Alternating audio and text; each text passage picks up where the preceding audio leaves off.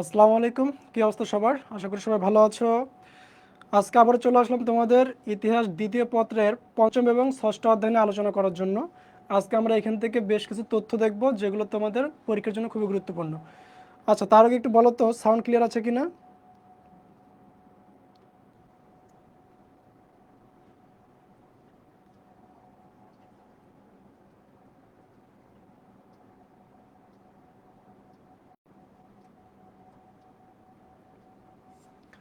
জানো sound clear আছে কিনা একটু দেখো।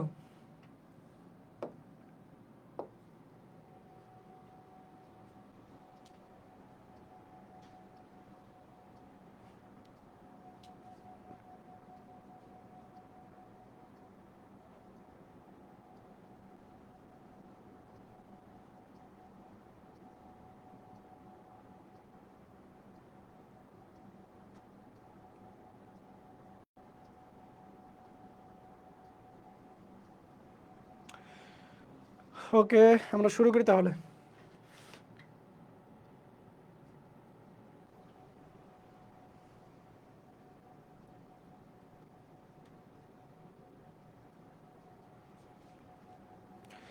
কে কে আছো লাইভে একটু কমেন্ট করো তো।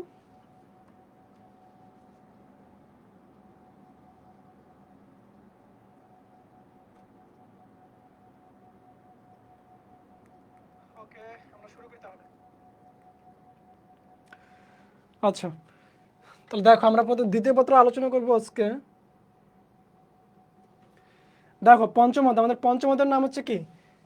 হিটলার এবং মুসলিনের উত্থান এবং কি দ্বিতীয় বিশ্বযুদ্ধ। অর্থাৎ প্রথম আমরা গত ক্লাসে প্রথম বিশ্বযুদ্ধ দেখেছিলাম, আজকে আমরা দ্বিতীয় বিশ্বযুদ্ধ নিয়ে আলোচনা করবো। আর এই দ্বিতীয় বিশ্বযুদ্ধের সাথে সংযুক্ত আছে যে দুইজন ব্যক্তি রিলেটেড।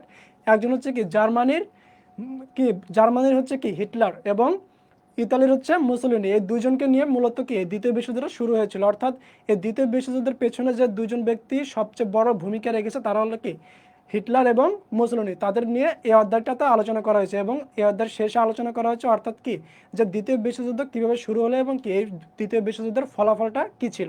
তাহলে দেখো আমরা দেখি। তাহলে দেখো প্রথম এবং দ্বিতীয় বিশ্বযুদ্ধের মধ্যকার কি ইউরোপের যে ইতিহাসের কি উল্লেখযোগ্য ঘটনা ছিল সেগুলো কি ছিল? উগ্র জাতীয়তাবাদের প্রসার এবং কি ইতালি এবং কি জার্মানিতে একনায়কতন্ত্রের উত্থান। অর্থাৎ কি ছিল প্রথম বিশ্বযুদ্ধ এবং দ্বিতীয় বিশ্বযুদ্ধের সময় কি হয়েছিল? এই জার্মানি এবং ইতালিতে কি হয়েছিল? একটা উগ্র জাতীয়তাবাদের উত্থান ঘটেছিল। উগ্র জাতীয়তাবাদ বলতে কি বোঝায়? যে নিজের দেশ কি সবচেয়ে সেরা, অর্থাৎ কি নিজের দেশের মানুষ সব কিছুতে সেরা, বা নিজের দেশের যে জাতি আছে সেটাকে পৃথিবীর অন্যান্য দেশের মানুষের সাথে যে জাতির তুলনা করা হয় সেই জাতির থেকে কি সেই জাতিটা অবশ্যই কি হবে? সবচেয়ে সেরা হবে। এটা কি এটাকে বলা হচ্ছে উগ্র জাতীয়তাবাদ। আর সেখানে কি তৈরি হয়েছিল? একনায়কতন্ত্র। অর্থাৎ সেই সময়টাতে কি হয়েছিল? একনায়কতন্ত্রের একটা উত্থান ঘটেছিল, মানে প্রথম বিশ্বযুদ্ধের পরবর্তীতে এবং কি দ্বিতীয় বিশ্বযুদ্ধের শুরু হওয়ার আগ মুহূর্তে এই সময়টাতে কি হয়েছিল? একটা একনায়কতন্ত্রের উত্থান ঘটেছিল, বিশেষ করে ইউরোপীয় যে রাষ্ট্রগুলো আছে সেখানে। এর মধ্যে যে দুইটা দেশের কথা বলা হচ্ছে সেটা হচ্ছে কি ইতালি এবং জার্মানি। এই দুইটা দেশে একনায়কতন্ত্রের উত্থান ঘটেছিল এবং কি এই ইতালি এবং জার্মানির মাধ্যমে মূলত কি দ্বিতীয় বিশ্বযুদ্ধের সূচনা ঘটে। তবে দেখো আমরা দেখি ভালো একটু কি হয়েছিল 1920-এর দশকে কি হয়েছিল ইতালিতে। ইতালিতে হচ্ছে কি এই মুসোলিনির আবির্ভাব ঘটে এবং 1930 সালে কোথায় জার্মানিতে অ্যাডলফ হিটলারের আগমন ঘটে এবং কি তারা ফ্যাসিবাদ এবং কি নাৎসিবাদ, একজনের হচ্ছে ফ্যাসিবাদ আরেকজনের হচ্ছে কি নাৎসিবাদ। তাহলে এই ফ্যাসিবাদে হচ্ছে কি ফ্যাসিবাদের মধ্যে রয়েছে কি মুসোলিনি। তাহলে ফ্যাসিবাদের মধ্যে হচ্ছে কি মুসোলিনি,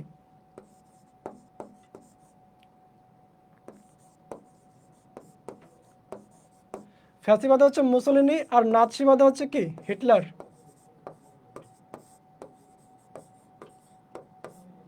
তাহলে এই দুজন হচ্ছে কি মূল। তাহলে ফ্যাসিবাদের জনক হচ্ছে কাকে বলা হচ্ছে? মুসোলিনিকে বলা হচ্ছে ফ্যাসিবাদের জনক, আর হিটলারকে বলা হচ্ছে কি এই নাৎসিবাদের জনক বলা হচ্ছে। তাহলে আমরা এখন একটু বিস্তারিত দেখবো যে মুসোলিনি এবং কি হিটলারের ঘটনাটা কি হয়েছিল। তার আগে একটু দেখো প্রথম বিশ্বযুদ্ধের পরবর্তীতে কি জার্মানি, অর্থাৎ এই প্রথম বিশ্বযুদ্ধে যে জার্মানির পরাজয় হলো, জার্মানি কি হয়েছিল? জার্মানি ছিল হচ্ছে কি অক্ষ শক্তিতে ছিল, তারা কি হয়েছে মিত্রপক্ষের কাছে পরাজিত হয়েছিল। তাহলে এই জার্মানির পরাজয়ের যে হলো প্রথম বিশ্বযুদ্ধে, এই প্রথম বিশ্বযুদ্ধে জার্মানির পরাজয়ের পরে তার সামাজিক অবস্থা, রাজনৈতিক অবস্থা এবং কি অর্থনৈতিক অবস্থাটা কি খুবই করুণ হয়ে গিয়েছিল। কারণ কি মিথ্যা একটা কি ষড়যন্ত্রের মাধ্যমে বা ফেক একটা কি সন্ধির মাধ্যমে এই জার্মানিকে কি করা হয়েছিল, পদস্থ করা হয়েছিল। তার মানে কি তাদেরকে বিভিন্ন ধরনের শর্ত আরোপ করে তাদেরকে নিচে রাখার চেষ্টা করা হয়েছিল। বিশেষ করে কি ফ্রান্স এবং ইংল্যান্ড, তারপর হচ্ছে কি রাশিয়া, এই জার্মান জাতিকে বা জার্মানি দেশকে কি করেছিল, তারা প্রথম বিশ্বযুদ্ধের পরাজয়ের পর এই জার্মানি দেশকে বিভিন্ন ধরনের সন্ধির মাধ্যমে, অর্থাৎ কি যে ফ্রান্সের যে সন্ধিটা হয়েছিল সে ভার্সাই সন্ধি, এই ভার্সাই সন্ধির মাধ্যমে কি জার্মানিকে অনেক নিচুতে রাখা হয়। তার মানে কি তাদেরকে একটা সীমাবদ্ধ করে রাখা হয়েছিল। ঠিক কিছুদিন পর জার্মান জাতি যখন কি বুঝতে পারলো যে কি তাদের এই ভার্সাই সন্ধির মাধ্যমে কি তারা একটা পরাধীনতার মধ্যে চলছে, ঠিক সেই সময় কি তারা এই পরাধীনতার রাজ্য থেকে বের হয়ে আসার চেষ্টা করলো। এবং কি এর ফলে কি হচ্ছে, এর ফলেই এই দ্বিতীয় বিশ্বযুদ্ধের সূচনা ঘটে।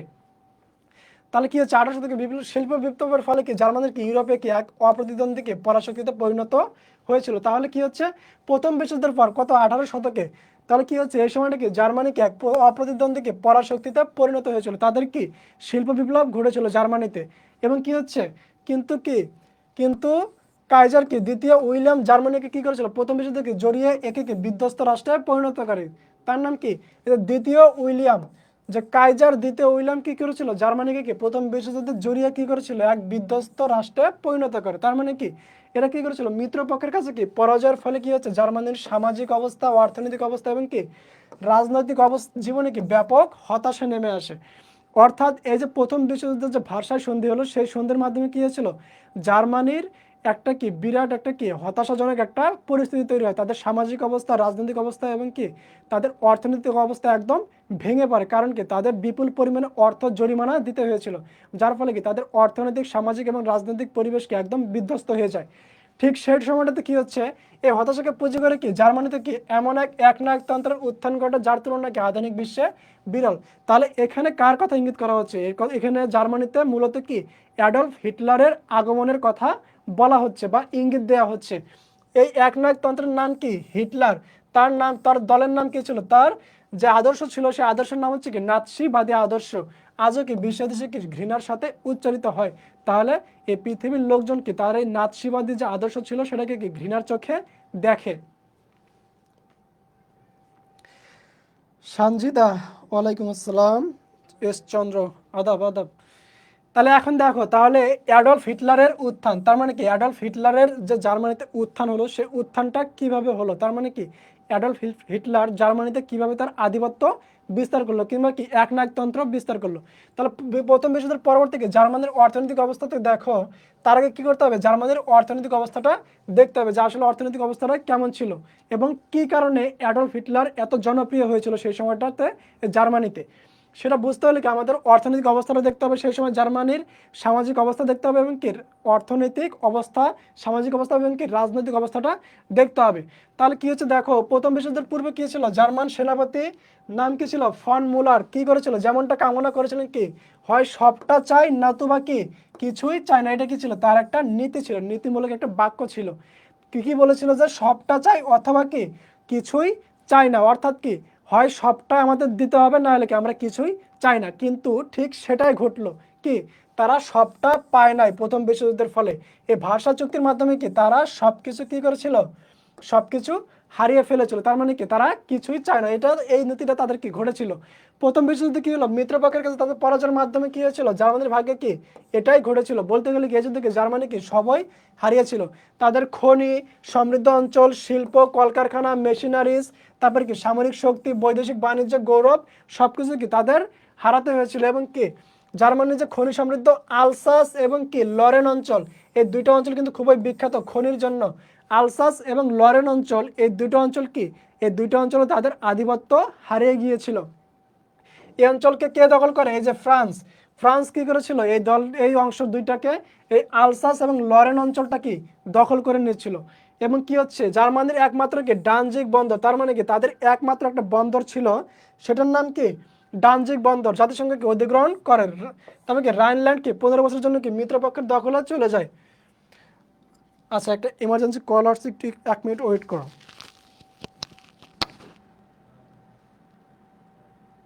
হ্যালো, আসসালামু আলাইকুম।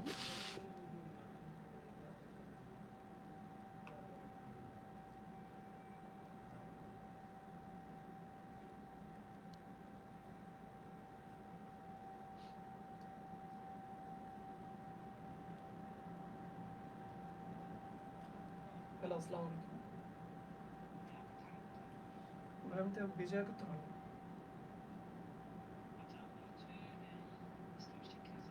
জি।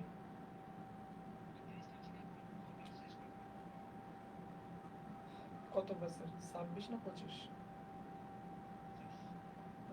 আচ্ছা ভাই, আমি একটু অনলাইন ক্লাসে আছি, কোচিং আছে, আমি একটু পরে ফোন দিই সন্ধ্যার পর। আচ্ছা ভাই, ঠিক আছে, আমি একটু ক্লাস আছে তো।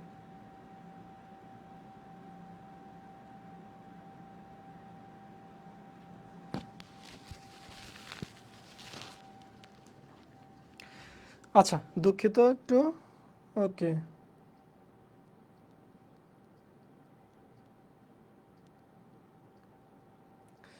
আচ্ছা সঞ্জিদা, বুঝতে পারছো না যে প্রথম উইলিয়াম দ্বিতীয় উইলিয়াম? আচ্ছা দেখো, এটা হচ্ছে কি যে একটা রাজবংশ থাকে, মানে তখন কিন্তু রাজবংশের একটা কি, রাজবংশের একটা শাসন চলতো। এখানে প্রথম উইলিয়াম বলতে কি যে উইলিয়াম নামে যে দুইজন বা তিনজন ব্যক্তি থাকতো, তারা কি করতে একটা সময় শাসন করত। এই প্রথম উইলিয়ামের পরে যখন দ্বিতীয় উইলিয়াম এসে শাসন গ্রহণ করত, তখন তাকে দ্বিতীয় উইলিয়াম বলা হতো। তার মানে কি তাদের একটা বংশের একটা ধারা ছিল। ঠিক সেইভাবে চতুর্দশ লুই, তারপর পঞ্চদশ লুই, ষোড়শ লুই, এতে তাদের বংশের নাম ছিল কি লুই। কিন্তু এই লুইটাকে তারা কি বংশক্রমিক ধারা চালানোর জন্য কি চেনার জন্য তারা প্রথমে কি লাগাতো, হয় পঞ্চদশ কিংবা চতুর্দশ কিংবা ষষ্ঠদশ বা ষোড়শ, এভাবে একটা সংখ্যা ইন্ডিকেট করতো, যাতে কি তাদের বংশের ধারাটা ঠিক থাকে বা তাদের কি বংশ পরিচয়টা ঠিক থাকে। এইভাবে এই জিনিসগুলো অ্যাড করা হতো। আশা করি বুঝতে পেরেছো। ঠিক এইভাবে কিন্তু জিনিসগুলো চলে আসছে। এই যে যেমন দেখো, পূর্বের সেনাপতি কি নাম কি ছিল, তিনি কাইজার কি ফন মুলার, যেমনটা কি ছিল। ঠিক এই যে এরকম যেমন কি, যেমন রাশিয়াতে যারা জার বংশ, রাশিয়াতে কি কারা শাসন করতো, রাশিয়াতে শাসন করতো জার, যাদেরকে কি বলা হতো কাইজার বা জার বলা হতো। আর এই যে জার্মানিতে যারা শাসন করতো তাদেরকে কি বলা হতো, কাইজার বলা হতো। ঠিক এইভাবে কিন্তু একটা ধারা চলে আসতো, প্রথম দ্বিতীয় তৃতীয় চতুর্থ পঞ্চম, ঠিক এইভাবে। তাহলে বুঝতে পারছো কি যে জার্মানির কি করেছিল, যে জার্মানির যে তখনকার যে অর্থনৈতিক অবস্থাটা ছিল, তাদের যে প্রধান প্রধান যে অর্থনৈতিক সমৃদ্ধ যে অঞ্চলগুলো ছিল, এই ভার্সাই সন্ধির মাধ্যমে তাদের এই অঞ্চলগুলো কি হয়েছিল, তাদের হাত থেকে বেরিয়ে গিয়েছিল। অর্থাৎ কি সেই ভার্সাই চুক্তির মাধ্যমে তারা এই জিনিসগুলো হারিয়ে ফেলেছিল, এবং কি তাদের অর্থনীতির অবস্থা কি একটা বিরাট একটা কি ধস নেমে আসে। কি বলছে, কয়লা সমৃদ্ধ কি সার অঞ্চল, তাহলে কয়লা সমৃদ্ধ একটা অঞ্চল ছিল, সেটার নাম কি সার। জেলে কথা 15 বছরের জন্য কি ফ্রান্স তাদের কি দখলে রাখে। তাহলে বুঝতে পারছে এই যে তাদের যে বিখ্যাত বিখ্যাত যে জায়গাগুলো ছিল, খনিজ সম্পদের যে অঞ্চল, তারপরে যে তাদের কি খনিজ সম্পদের যে জেলা সার অঞ্চল, এই জেলাগুলো কি তারা অঞ্চলগুলো 15 বছরের জন্য হারিয়ে ফেলেছিল। এটা বুঝতে পারো যে 15 বছরের জন্য যদি তাদের যদি এই প্রধান অর্থনৈতিক সমৃদ্ধ অঞ্চলগুলো যদি তারা হারিয়ে ফেলে, তাদের কি অর্থনীতিতে একটা ধস নেমে আসবে। ঠিক এই ঘটনাটাই ঘটেছিল কি জার্মানির কপালে। তাহলে দেখো, জার্মানির কি রাইন নদীকে কি আন্তর্জাতিক জলপথ হিসেবে কি ঘোষণা দেওয়া হয়। তাহলে বুঝতে পারছো যে একটা দেশের সার্বভৌমত্ব কি একটা আঘাত আনা হচ্ছে, যে তাদের যে একটা নদী ছিল কি রাইন নদী, সেই রাইন নদীতে কি হচ্ছিল আন্তর্জাতিক জলপথ হিসেবে কি ঘোষণা করা হয়। অর্থাৎ কি পৃথিবীর যে কোনো রাষ্ট্রকে তাদের এই রাইন নদীতে কি করতে পারবে, জাহাজ অথবা লঞ্চ কি নিয়ে যাওয়া করতে পারবে, এতে কি তাদেরকে কোনো শুল্ক দিতে বাধ্য থাকবে না। তাহলে বুঝতে পারো যে কি একটা অবস্থা তৈরি হয়েছিল। এসব কারণে কি হয়েছিল, জার্মানি কি অর্থনীতি ধ্বংস হয়ে যায়। তাহলে তো অবশ্যই ধ্বংস হওয়ার এটা কি স্বাভাবিক একটা বিষয়। তাহলে বুঝতে পারছো যে কি তাদের অবস্থাটা কেমন ছিল। দেখো কি হয়েছিল, বিপুল সংখ্যক কি সৈন্য কি কর্মহীন হয়ে পড়ে। কারণ কি তাদের সামরিক বাহিনীকে ভেঙে দেওয়া হয় কিসের জন্য, এই ভার্সাই সন্ধির জন্য কি তাদের সামরিক বাহিনী ভেঙে দেওয়া হয়। কি যে জার্মানি কি এই চুক্তির মাধ্যমে কি হয়েছিল, যে জার্মানি কোনো সামরিক বাহিনী কি গঠন করতে পারবে না, ফলে কি তাদের সামরিক বাহিনী ভেঙে দেওয়া হয়। এতে বিপুল সংখ্যক সৈনিক কি কর্মহীন হয়ে পড়ে। এবং দেখো তাদের যে সেই সময় দেখো 1914 সালে কি হয়েছিল, যেখানে কি ডলারের বিপরীতে কি মার্ক, এ মার্ক হচ্ছে কি জার্মানির মুদ্রার নাম হচ্ছে মার্ক। পরীক্ষা কিন্তু দিয়ে রাখে যে জার্মানির মুদ্রাকে কি বলা হয়, তাহলে জার্মানির মুদ্রার নাম হচ্ছে কি মার্ক।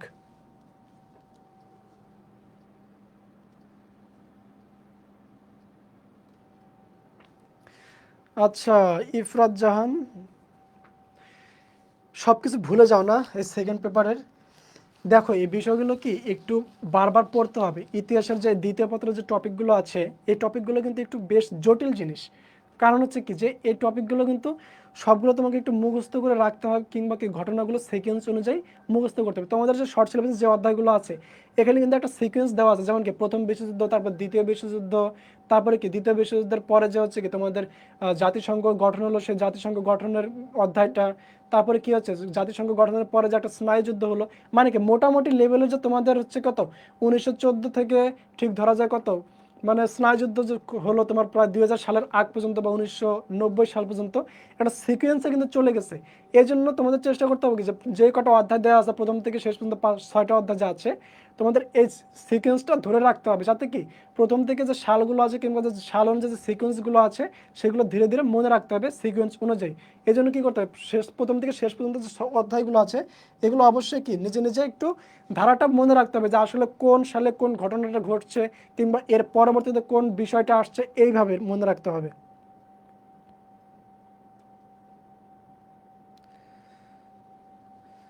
সঞ্জিদা, নিজের মতো করে টেকনিক বানিয়ে নিতে হবে। আসলে কি জানো, পড়াশোনাটা হচ্ছে সব কিছু কি তোমার নিজের উপর নির্ভর করে। এখন ধরো তোমাকে আমি একটা টেকনিক বুঝাই দিলাম, সেই টেকনিকটা তোমার জন্য ফলপ্রসূ হবে না। কারণ কি, আমি জানি না যে আসলে তুমি কোন জিনিসটা তুমি ভালো বুঝতে পারো কিংবা তোমার জন্য কোন বিষয়টা কি প্রফিটেবল হবে।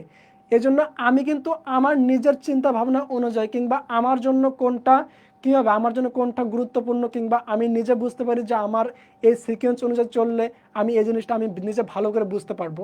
আমি কিন্তু তোমাকে যদি কোনো টেকনিক দেই সেই টেকনিকটা কী হবে, আমার নিজের মতো করে দেওয়া হবে। কিন্তু তুমি কিন্তু সেই টেকনিকটা তোমার জন্য ফলপ্রসূ হতেও পারে, আবার কি নাও হতে পারে। এর জন্য চেষ্টা করা যে তুমি তোমার পড়াশোনাগুলো কিভাবে মনে রাখতে পারো, সেই টেকনিকটা কি তোমার নিজের উদ্ভাবন করা, যাতে কি তোমার নিজের পড়াশোনাগুলো তুমি নিজে নিজে একটা সিকোয়েন্স অনুযায়ী কিংবা কি একটা টেকনিক অনুযায়ী মনে রাখতে পারো। তুমি কোনো সবসময় চেষ্টা করবে কি নিজের টেকনিক ফলো করতে, যাতে অন্যজনের টেকনিক ফলো করতে না হয়। কারণ কি অন্যজনের টেকনিকটা সে যে দিবে তোমাকে, সে কিন্তু তার নিজের চিন্তা ভাবনা অনুযায়ী তোমাকে টেকনিকটা দিবে। এই জন্য চেষ্টা করতে হবে কি যে যার থেকে পরামর্শ গ্রহণ করো কিংবা কোনো টেকনিক গ্রহণ করো, অবশ্যই সেটা কি তোমার সাথে রিলেটেড হতে হবে, যাতে কি তুমি সেটার থেকে কি একটা ফলপ্রসূ ফলাফল পাও। ওকে, থ্যাংক ইউ। তাহলে আমরা একটু দেখো, আমরা এখন তাহলে চলে যাই, ক্লাসে চলে যাই। তাহলে দেখো তখন কি হচ্ছে যে তাহলে জার্মানির মুদ্রার নাম কি মার্ক, তাহলে জার্মানির মুদ্রার নাম হচ্ছে মার্ক। তাহলে 14 সালে দেখো যখন প্রথম বিশ্বযুদ্ধ শুরু হলো, তখন একটা মার্কের বিপরীতে দেখো $1 বিনিময়ে কত, $1 বিনিময়ে 4.2 হার। তার মানে কি $1 বিপরীতে 4.2টা মার্ক দিতে হচ্ছে। ঠিক সেটা দেখো 1916 সালে কত দাঁড়ালো, $1 বিনিময়ে কত 8.9। দেখো ডাবল হয়ে গেছে, 4.2 থেকে কত 8.9, এই প্রথম। তাহলে 14 থেকে 16, তাহলে 2 বছরের মধ্যে কতটুকু বেড়ে গেল, ডাবল হয়ে গেল। মানে কি তাদের মুদ্রাস্ফীতি বিপুল পরিমাণে বেড়ে গেছে। এখন বুঝতে পারছো যে, এবং তাহলে দেখো পাউন্ডের হার, দেখো পাউন্ডের হার কত ছিল, 1 পাউন্ডের বিপরীতে কত 15 মার্ক ছিল কত 1914 সালে। আর 1922 সালে এটা বিনিময় হার কত দাঁড়ায়, দেখো 1 পাউন্ডের বিনিময়ে কত 760 মার্ক। তাহলে দেখো হিউজ একটা পরিমাণে কি মুদ্রাস্ফীতি ঘটে গেছে। তাহলে যত মুদ্রাস্ফীতি বাড়বে তত কি হবে, সেই দেশের অর্থনীতি কি একটা বিপর্যয় ঘটবে। তাহলে জার্মানিরও ঠিক এই একই অবস্থা হয়েছিল তখন। হ্যাঁ, তাহলে এগুলো তো দেখলাম, এখানে বেশি কিছু দেখার নাই। এখন আমরা দেখি একটু সামাজিক অবস্থা। সামাজিক অবস্থা কি হবে তাহলে বুঝতে পারো, যদি অর্থনৈতিক অবস্থাটা যদি ভেঙে যায় তাহলে সামাজিক অবস্থা কেমন হবে সেটা বুঝো। হ্যাঁ, শাওন ইসলাম স্যার, বিগ ফ্রেন্ড, ওকে, সমস্যা নাই। এখন দেখো তাহলে সামাজিক অবস্থাতে আমরা বুঝতে পারছি যে অর্থনৈতিক অবস্থা যদি ভেঙে পড়ে তাহলে সামাজিক অবস্থাকে অবশ্যই একটা করুণ হবে। কারণ কি এই সামাজিক অবস্থা নির্ভর করে কিসের উপর, অর্থনৈতিক অবস্থার উপর নির্ভর করে। তোমার যদি কাছে টাকা না থাকে তুমি কি কোনো কিছু কিনতে পারবে না, কিনবে তোমার সামাজিক জীবনটা কিংবা কি তোমার জীবনটা ভালোভাবে লিড করতে পারবে না। অবশ্যই কি তোমার জন্য অর্থ প্রয়োজন। তাহলে অর্থনৈতিক অবস্থা যেখানে ধসে পড়ে গেছে তাহলে কি সেখানে সামাজিক অবস্থাও বিপর্যয় ঘটবে। তাহলে দেখো যুদ্ধে কি হয়েছিল, জার্মানির প্রায় কত 20 লাখ সৈনিক কি মৃত্যুবরণ করে। তাহলে দেখো একটা দেশের 20 লাখ সৈনিক যদি মৃত্যুবরণ করে তাহলে একটা বুঝো তাদের অবস্থাটা কেমন ছিল। এবং কি 40 লাখ কি অফিসার এবং কি সৈনিক আহত হয় এবং কি 10 লাখ বন্দী হয়ে যায়। তাহলে দেখো বিপুল পরিমাণে একটা কি সৈন্যবাহিনী তাদের কি হয়েছিল, আহত হয়েছিল, নিহত হয়েছিল এবং কি তারা ক্ষতিগ্রস্ত হয়েছিল। এবং কি হচ্ছে অর্থনৈতিক দুরবস্থার জন্য কি মার্কের কি মূল্যপতন ঘটে, তাহলে কি মুদ্রাস্ফীতি ঘটে যায়। এবং কি ধনী জার্মানের ঘরে কি কোটি কোটি মার্ক জমা ছিল, তারা কি হঠাৎ দরিদ্র হয়ে যায়। তাহলে যখন মুদ্রাস্ফীতি ঘটলো তখন কি বস্তায় বস্তায় টাকা নিয়ে যে কি করতে হতো, তাদের বাজার করতে হতো। তাহলে সেই সময় তো জার্মানির যে ধনী লোক ছিল তারা কি তাদের যে বিপুল পরিমাণের একটা মার্ক ছিল, যেটাকে কি বলতো জার্মানির মুদ্রার নাম হচ্ছে মার্ক। তাদের ঘরে বিপুল পরিমাণে কি কোটি কোটি টাকার কি মার্ক ছিল, কিন্তু সে মার্কের দাম কি বিপুল পরিমাণে কমে যায়, তার মানে কি মুদ্রাস্ফীতি ঘটেছিল।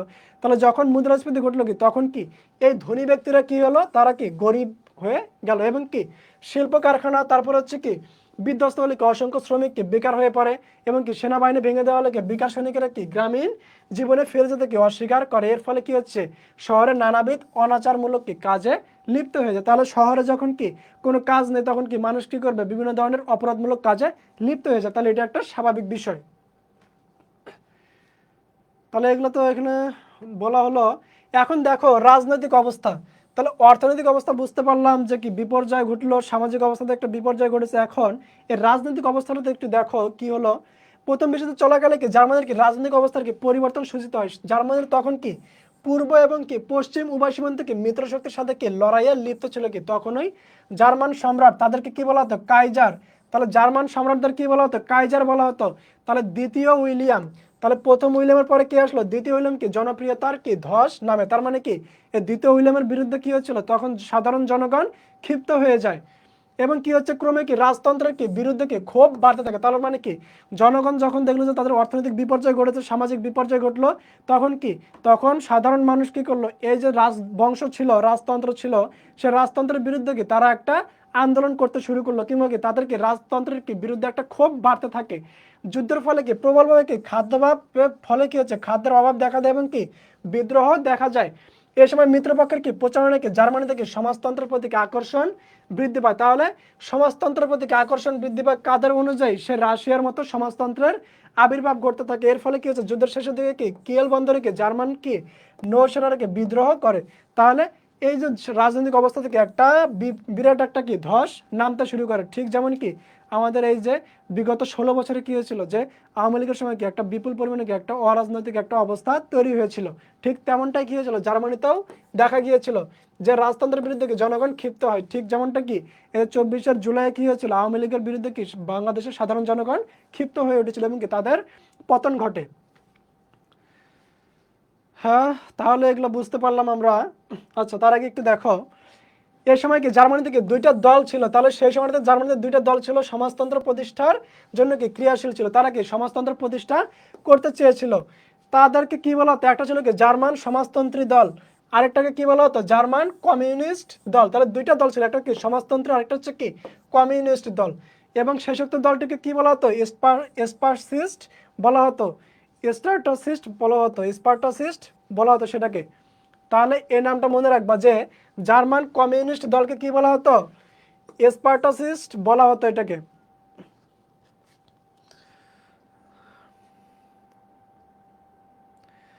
হ্যাঁ সঞ্জিদা, ঠিক আছে, তোমার টেকনিকটা ঠিক আছে, এইভাবে সাল অনুযায়ী সিকোয়েন্স রাখতে হবে, তাছাড়া ভুলে যাবা সবকিছু। এখন দেখো কি হিটলারের ক্ষমতার মানে কি হিটলার কিভাবে ক্ষমতায় আসলো সেটাকে কি বলা হচ্ছে, হিটলারের যে নীতি বা আদর্শ ছিল সেটাকে কি বলা হতো, নাৎসিবাদ বলা হতো। তাহলে তার জন্মসালটা কত, 1899 সালে, এবং কত 20 এপ্রিল অস্ট্রিয়ার কত অস্ট্রিয়ার ব্রাউনাই গ্রামে। তাহলে তিনি কি জার্মানিতে তার ক্ষমতা থাকলো, তার জন্ম কোথায় ছিল, অস্ট্রিয়ায় ছিল, অস্ট্রিয়াতে জন্মগ্রহণ করেছিল। আর প্রথম বিশ্বযুদ্ধ কাদের সাথে হয়েছিল, এই অস্ট্রিয়ার সাথে সার্বিয়ার যুদ্ধ হয়েছিল। এই জন্য কি জার্মান কি করেছিল, অস্ট্রিয়ার সাথে একটা লিঙ্ক করেছে। তাহলে অস্ট্রিয়ার ব্রাউনাই দ্বীপে কি জন্মগ্রহণ করেন। তার বাবার নাম কি অ্যালোয়েজ, ছিলেন কি একজন শুল্ক বিভাগে কি সামান্য চাকরিজীবী। আর মায়ের নাম কি ক্লারা। এই যে তার বাবার নাম এবং মায়ের নাম দুইটা কিন্তু একটু মনে রাখতে হবে। তাহলে তার ছোটবেলা থেকে কি ইচ্ছা ছিল, তিনি চিত্রশিল্পী হবেন। তাহলে হিটলার চেয়েছিল কি যে সে একজন চিত্রশিল্পী হবে, কিন্তু তার বাবা কি সেটা চায় নাই। কিন্তু সে কি করেছিল, সব তিনি কি করেছেন, তারপর দেখো ছবি আঁকার স্কুলে কি ভর্তি হতে কি ব্যর্থ হয়ে কি তিনি সেনাবাহিনীতে যোগ দেন। তাহলে তার ইচ্ছা ছিল কি যে সে কি করবে, ছবি আঁকার স্কুলে ভর্তি হবে, কিন্তু সেখানে ভর্তি হতে না পারে শেষে কি করলো, সে সেনাবাহিনীতে যোগদান করলো, এবং কি প্রথম বিশ্বযুদ্ধে অংশগ্রহণ করে। যুদ্ধ শেষে তিনি কি করলেন, কিছুদিন কি প্রেসে কাজ করে, তার মানে কি তিনি সংবাদ মাধ্যমে কাজ করেছিল। 1919 সালে কি হলো, হিটলারকে জার্মান শ্রমিক দলে কি যোগ দিলে কি অল্পর মধ্যে কি বাগ্মিতায় সবার নজর কাড়ে। এই বাগ্মিতা বলতে কি কথায় যে পটু, তাকে কি বলা হচ্ছে বাগ্মিতা, অর্থাৎ কি যার ভয়েস কি যার কথা কি সকলের কাছে গ্রহণযোগ্য বা মিষ্টি লাগে সেটাকে কি বলা হয়, বাগ্মিতা বলা হয়। যাই হোক, কথা বলায় পটু থাকে। এ সময় কি জার্মানির অধিকাংশ দলের মতো কি জার্মান শ্রমিক দলের কি সুনির্দিষ্ট কোনো কি রাজনৈতিক কর্মসূচি ছিল না। তাহলে এই যে হিটলার 1919 সালে যে জার্মান কি শ্রমিক দলে যোগদান করলো, শ্রমিক দলে যোগদান করার ফলে কি করলো, এই শ্রমিক দলকে সে সুসংগঠিত করার চেষ্টা করছিল এবং কি সামরিক প্রশিক্ষণের এক্ষেত্রে কি সহায়ক হয়। ফলে কি 2 বছরের মধ্যে কি দলের জনসংখ্যা কি বৃদ্ধি পায় এবং কি সংগঠনও দৃঢ় হয়। এরপরে কি দলের নাম পরিবর্তন করে কি রাখা হয়, জাতীয় সমাজতন্ত্রীবাদী কি জার্মান শ্রমিক দল।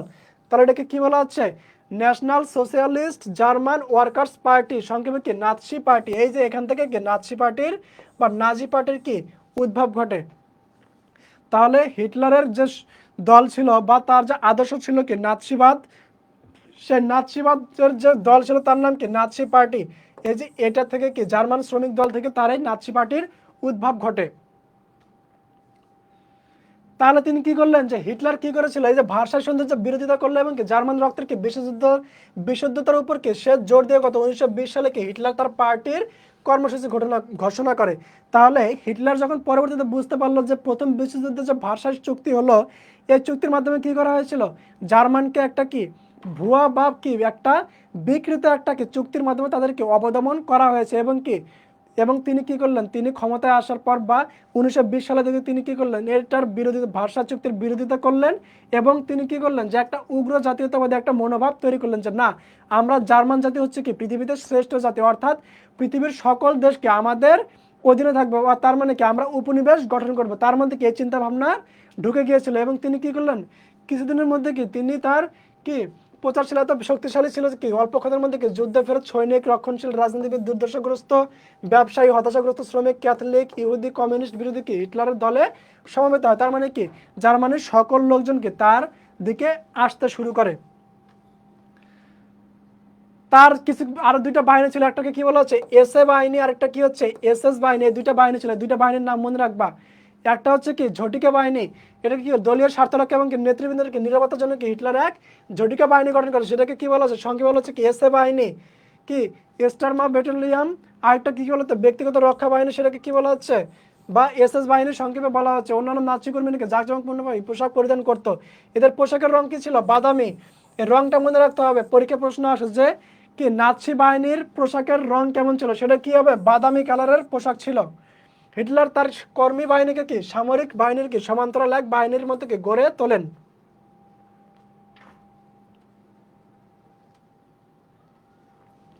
এখন দেখো জার্মানিতে নাৎসিবাদ বা হিটলারের কি উত্থানের কারণ। তাহলে জার্মানিতে নাৎসিবাদ এবং কি হিটলারের উত্থানের কারণটা আমি একটু সংক্ষেপে বলে দিই, তাহলে বুঝতে পারবা।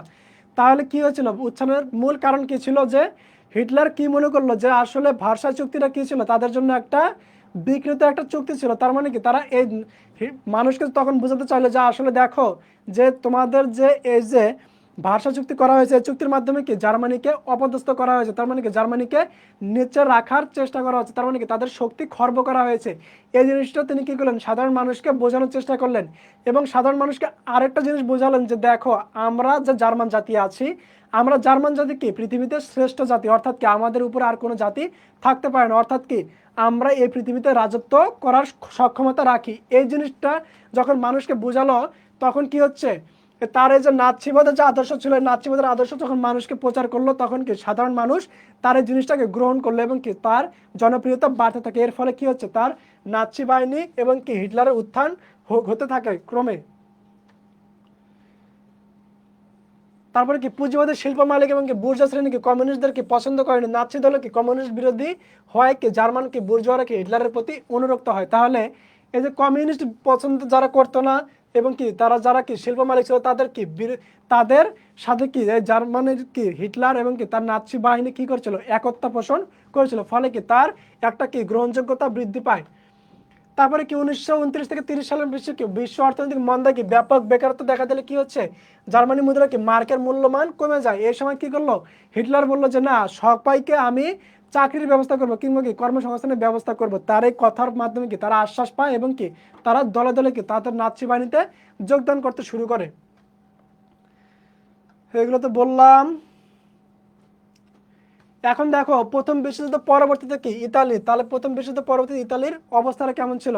তাহলে প্রথম বিশ্বযুদ্ধের ফলে কি হচ্ছে, ইতালিতে কি হচ্ছে, তাদের যে কি ছিল, তাদের জনসংখ্যা দেখো, প্রাচীন এবং কি মধ্যযুগে ইতালিকে পুরো ইউরোপকে কি পথ দেখিয়েছিল। রোমান সংস্কৃতিকে প্রভাবিত হয়নি এমন কোনো দেশ কি ইউরোপে খুঁজে পাওয়া যাবে না। এখন থেকে ইতালির অবস্থাটা দেখো, সেই ইতালিকে আধুনিক যুগে এসে কি শিল্প বিপ্লবের ধাক্কায় কি নির্ধারণভাবে পিছিয়ে পড়েছিল। তার মানে কি, যখন শিল্প বিপ্লব ঘটলো সেই সময়টাতে কি করলো, এই ইতালি পিছিয়ে পড়ে, তারা কি শিল্প বিপ্লবের সাথে তাল মিলিয়ে চলতে পারে নাই। তখন কি হচ্ছে, দ্রুত জনসংখ্যা বৃদ্ধি, তারপর কি প্রাকৃতিক সম্পদের স্বল্পতা, তারপরে কি শিল্পে অগ্রসরতা কি অনগ্রসরতা ইতালির কি জনগণকে কি নিদারুণ হতাশা নিমজ্জিত করে। এর পরিস্থিতি কি হচ্ছে, ইতালির উদারনৈতিক কি গণতান্ত্রিক যে সরকার ছিল তারা কি মিত্রপক্ষে যোগ দিয়ে কি প্রথম বিশ্বযুদ্ধে অংশগ্রহণ করেছিল, কিন্তু বিশ্বযুদ্ধের পরবর্তী কি ভাষা সন্ধি থেকে ইতালিকে কোনো কিছু না দেওয়ার কি ইতালির জনগণ কি হয়েছিল, নিজেদের প্রতারিত বলে ভাবতে শুরু করে। এখানে দেখো মজার একটা জিনিস, ইতালি যখন কি প্রথম বিশ্বযুদ্ধে যখন কি মিত্রপক্ষে যোগদান করলো, তখন কি তাদেরকে বলা হয়েছিল যে বিশ্বযুদ্ধের শেষ হওয়ার ফলে কি হবে, এই যে ভাষা চুক্তি হয়েছিল, ভাষা চুক্তির মাধ্যমে যে সম্পদগুলো তারা জার্মানির কাছ থেকে ক্ষতি কি তার যে ক্ষতিপূরণ গ্রহণ করবে সেখান থেকে কি ইতালিকে কিছু অংশ ভাগ দিবে। কিন্তু প্রথম বিশ্বযুদ্ধ শেষ হওয়ার পর ইতালিকে তারা কি করেছিল, মিত্রপক্ষ কোনো ধরনের কি ভাগ দেয় নাই, যে ক্ষতিপূরণের যে ভাগ অংশ দেওয়ার কথা ছিল তারা কি কোনো অংশ তাদের দেয় নাই। এতে তারা কি করলো, তারা একটা হতাশায় পড়ে যায়, তারা কি হয়েছিল, প্রতারিত বলে কি নিজেদেরকে মনে করে। এতে কি হয়েছিল, ইতালির জাতীয়তাবাদী জনতা মনে করে কি ইতালি বিশ্বযুদ্ধে কি রক্ত এবং কি জীবন ক্ষয় করলো কি শূন্য হাতে ফিরে এসেছে। তার মানে কি জনগণের কি এই হতাশা বোধকে কাজে লাগিয়ে কি ফ্যাসিবাদীরা কি ক্ষমতায় আসে এবং কি একনায়কতন্ত্র প্রতিষ্ঠা করতে সক্ষম হয়। তাহলে ফ্যাসিবাদ বলতে কাদেরকে বোঝানো হচ্ছে, এখানে মুসোলিনির কি ফ্যাসিজমকে বোঝানো হচ্ছে। তাহলে মুসোলিনি কি করলো, এই যে একটা সুযোগ নিল, যে তারা কি হলো, জনগণ হতাশ হয়ে গেল, যে তারা কি কোনো অর্থ পেল না, কোনো ক্ষতিপূরণ পেল না।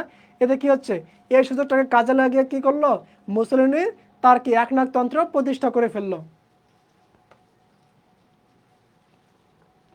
মুসলিনের উত্থান দেখো, মুসলিনের উত্থান, এখন মুসলিনের উত্থানটা কেমন হলো, তার ফ্যাসিবাদ দেখো।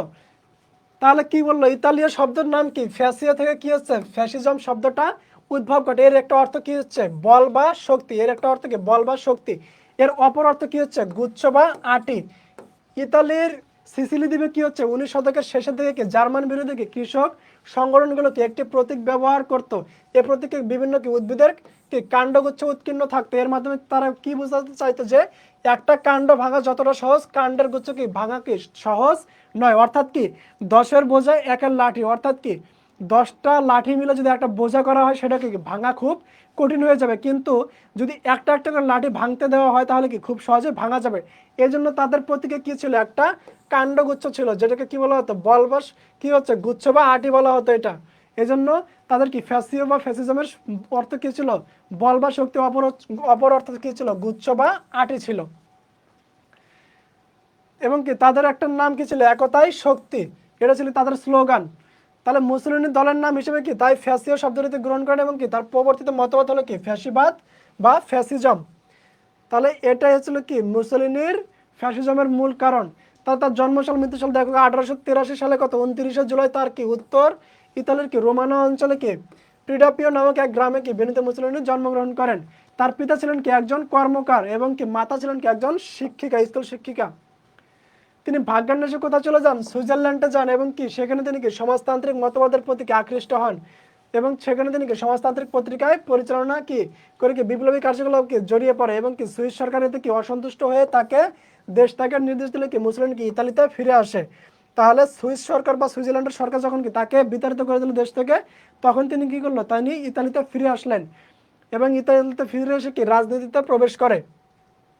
তাহলে দেখো 1911 সালে কি কারাদণ্ড দেয়া কি যুদ্ধ হয়, এবং কি 1912 সালে তিনি কি করলেন, মুক্তি পেয়ে কি সমাজতন্ত্রী দলের কি মুখপাত্র বা আভান্তি পত্রিকার কি সম্পাদক নিযুক্ত হন, এবং কি প্রথম বিশ্বযুদ্ধ শুরু হলে কি মুসলিম কি করলো, যোগদানের পক্ষে কি ব্যাপক প্রচারণা শুরু করেন, এবং কি ইতালির সমাজতন্ত্রীরা কি অংশগ্রহণের বিপক্ষে ছিল। এই জন্য কি মুসলিমের সাথে কি তাদের একটা মতবিরোধ ঘটে, তিনি কি দল থেকে কি বহিষ্কৃত হন। এরপর তিনি কি পপোলো দি ইতালিয়া বা এর একটা কি পত্রিকা প্রকাশ করেন, এবং কি 1915 সালে তিনি কি যুদ্ধে অংশগ্রহণ করেন।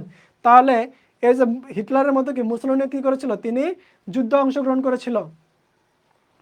যুদ্ধ শেষে কি মুসলিম কি দেশে ফিরে এসে কি দেখেন কি ইতালির আর্থসামাজিক অবস্থা কি অত্যন্ত নাজুক অবস্থা হয়ে গিয়েছিল এবং কি তিনি মানুষকে কি বোঝাতে চেষ্টা করলেন যে আমরা কি এই অর্থনৈতিক অবস্থাটা কি সুসংগঠিত করতে পারি। তারপর কি করলেন, তিনি দল গঠন করতে শুরু করলেন, রাজনীতিতে প্রবেশ করলেন এবং কি দল গঠন করা শুরু করলেন। দেখো 1919 সালে কত তিনি মিলানে কি কর্মচ্যুত কি সৈনিক এবং কি সমাজতন্ত্র বিরোধী একদল উৎসাহী জাতীয়তাবাদী যুবকের সম্মেলনে কি আহ্বান করেন এবং কি এই সম্মেলনে তিনি কি ফ্যাসিস্ট দল গঠন করেন এবং কি ইতালির জাতীয় পুনর্জীবনের জন্য কি বিস্তারিত কর্মসূচি প্রণয়ন করে। তাহলে কর্মচ্যুত মিলানে যে কর্মচ্যুত যে সৈনিক ছিল তাদেরকে নিয়ে এবং কি সমাজতন্ত্রের বিরোধী একদল উৎসাহী জাতীয়তাবাদী যুবকের সম্মেলন কি একসাথে নিয়ে তিনি কি করলেন, তার ফ্যাসিবাদী একটা দল তৈরি করলেন, যেটাকে কি বলা হচ্ছে, ফ্যাসিজম বলা হচ্ছে। এবং কি 1921 সালে কি তিনি নির্বাচনের কি সমাজতন্ত্রী পার্টির 123টা এবং কি পিপলস পার্টির 108টা, কমিউনিস্ট পার্টির কথা 15টা এবং কি ফ্যাসিস্ট দল 35টা আসন লাভ করে। এটা ছিল কি ফ্যাসিস্টদের জন্য কি বিরাট একটা বিজয়। তাহলে 1919 সালে কি নির্বাচনে কি মিলান শহরে কি সমাজতন্ত্রীরা কি হলো, যেখানে 1,80,000 ভোট, সেখানে মুসলিম ফ্যাসিস্ট দল পেয়েছিল কত, মাত্র 4,000। এবং কি মাত্র 2 বছরের মধ্যে কি ফ্যাসিস্টরা কি কর্মহীন শ্রমিক, বেকার যুবক, ভবঘুরে মাস্তান, অপরাধের কি কমিউনিস্ট বিরোধী ধনী বুর্জোয়ার সমর্থন নিয়ে কি শক্তিশালী সংগঠনে পরিণত হয়। তার মানে কি এই যে মুসলিমের যে দলটা ছিল ফ্যাসিজম, তার দলটা কি আস্তে আস্তে জনপ্রিয়তা লাভ করতে শুরু করে। এখন দেখো মুসলিমের ক্ষমতা দখল, তিনি কিভাবে ক্ষমতা দখল করলেন। ফ্যাসিস্টরা কি 1921 সালের কত নভেম্বরে কি ন্যাশনালিস্ট ফ্যাসিস্ট পার্টি গঠন করে এবং কি মুসলিমকে এর কি দূরে কি দুচে বা কি নেতা নির্বাচিত করে। তাহলে তার একটা পদবি ছিল, দেখো এটা কিন্তু আসে যে মুসলিমের পদবীর নাম কি ছিল, তার পদবীর নাম ছিল কি দুচে বা কি নেতা নির্বাচিত করা হয়। এরপর থেকে কি ফ্যাসিস্টরা কি আরো সংগঠিত হয়ে কি একটা সরকার গঠনের কি উদ্যোগ গ্রহণ করে। তাহলে মুসলিনের কি নাম ছিল, একটা পদবী ছিল, তার পদবীর নাম কি ছিল, মুসলিমের পদবীর নাম হচ্ছে কি দুচে বা নেতা।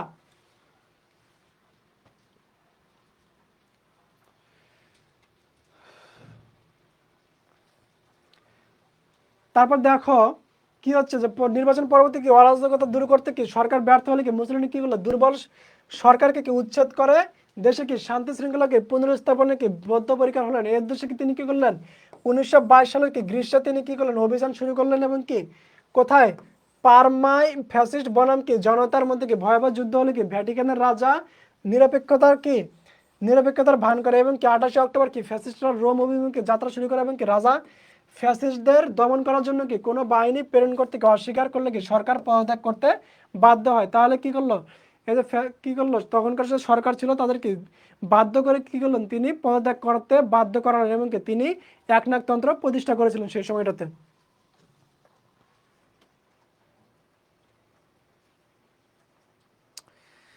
হ্যাঁ সাইফুল স্যার, বাইরে তো বৃষ্টি হচ্ছে, আমার তো ভিজতে ইচ্ছা করতেছে, ক্যাম্পাসে তো মনে হয় ভালো মজা করতেছেন নাকি, কি করব, ক্লাসে আসি এখন তো যাইতে পারতেছি না, খুব ইচ্ছা করতেছে।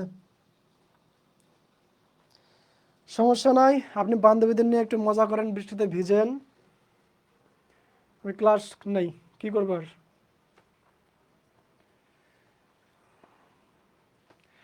এরপর দেখো রাজা মুসলিমের সরকারের কি তার মনোনীত 4 জন প্রতিনিধি অন্তর্ভুক্ত করার কি প্রস্তাব দিল কি মুসলিম তাকে প্রত্যাখ্যান করেন। তাহলে তখনকার যে রাজা ছিল তিনি কি করলেন, যে মুসলিমকে কি করলো 4 জন প্রতিনিধি দেওয়ার কি একটা প্রস্তাব করছিলেন, কিন্তু কিন্তু তিনি এই কি করলো, এই মুসলিম কি সেটাকে প্রত্যাখ্যান করে এবং কি 30 অক্টোবর কি করলো, মুসলিম কালো জামা এবং কি টুপি পরিহিত অবস্থাকে মিলান থেকে কি ট্রেন যোগে রোমান্সত সরকারি প্রাসাদে কি প্রবেশ করেন। তার মানে কি তিনি জোর করে ক্ষমতা দখল করে নিলেন। তাহলে কি তাদের পোশাক কেমন ছিল, কালো জামা এবং কি টুপি ছিল। তাহলে হিটলারদের যে সৈনিক ছিল তাদের পোশাক ছিল কি বাদামি কালারের, আর মুসলিমদের পোশাক কেমন ছিল, এদের পোশাক কেমন ছিল, কালো, এদের পোশাকের রং ছিল কালো। তাহলে এভাবে কি কোনো প্রস্তুতি ছাড়া কি শুধু লং মার্চের মাধ্যমে কি করলো, মুসলিনি ফ্যাসিস্টরা কি ইতালির ক্ষমতা দখল করতে সমর্থ হয়েছিল। তাহলে একনায়কতন্ত্র প্রতিষ্ঠা তারা তো বুঝতে পারলো একনায়কতন্ত্র প্রতিষ্ঠা কিভাবে করলো। মুসলিম কি চেম্বার অফ ডেপুটিস্ট নামে কি প্রতিনিধিত্বমূলক কি প্রতিষ্ঠানটিকে বিলুপ্ত করে কি 22টা প্রতিষ্ঠানের একটি কি কাউন্সিল গঠন করেন এবং কি তিনি একনায়কতন্ত্র প্রতিষ্ঠা করেন এবং কি স্থানীয় স্বায়ত্তশাসন তারপর কি গণতান্ত্রিক প্রতিষ্ঠানগুলোকে কি বিলুপ্ত করে দেয়। তাহলে যখন এগুলো বিলুপ্ত করলো তখন কি সে একটা একনায়কতন্ত্র প্রতিষ্ঠা করে।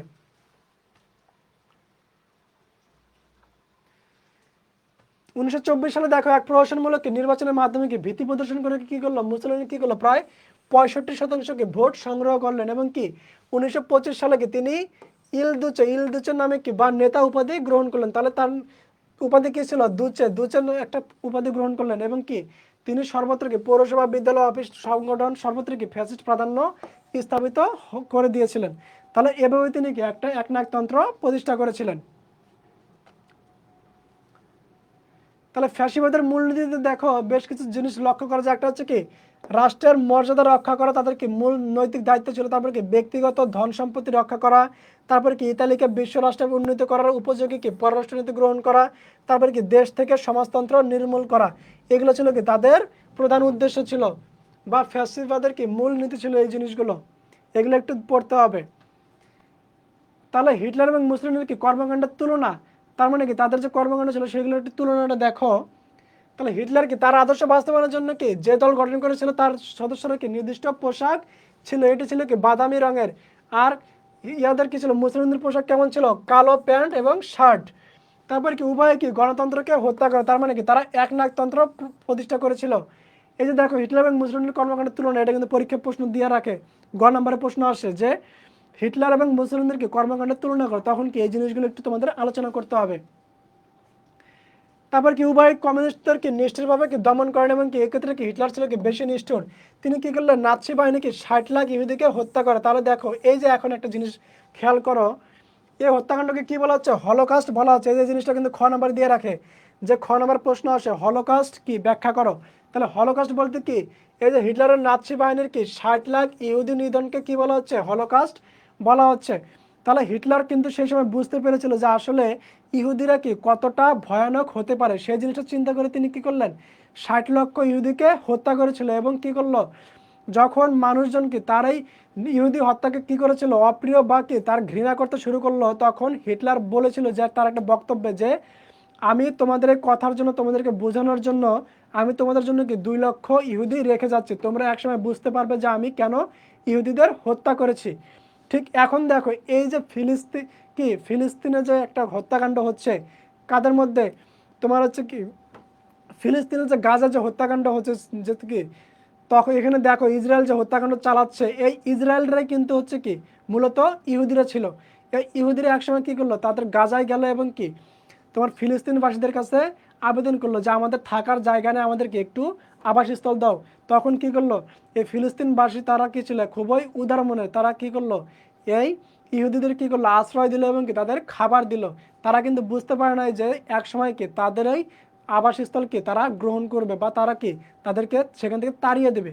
এখন দেখো গাজার যে মানুষগুলো আছে কিংবা ফিলিস্তিনের যে মানুষগুলো আছে তারা এখন কি করছে এই ইহুদিদের কাছে কি তারা জিম্মি হয়ে গেছে, অর্থাৎ কি ইহুদিরা তাদের উপর কি অমানবিক একটা অত্যাচার শুরু করছে।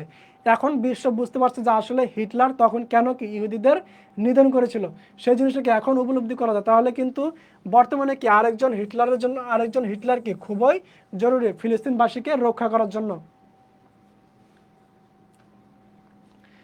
তারপরে যে আরো কয়েকটা বিষয় পার্থক্য আছে এগুলো একটু তোমার পড়বা। উভয়কে প্রধান শত্রু কি ছিল? ফ্রান্স এবং ব্রিটেন। তাহলে ইতালি এবং জার্মানির উভয়ের শত্রু কে ছিল? ফ্রান্স এবং ব্রিটেন ছিল।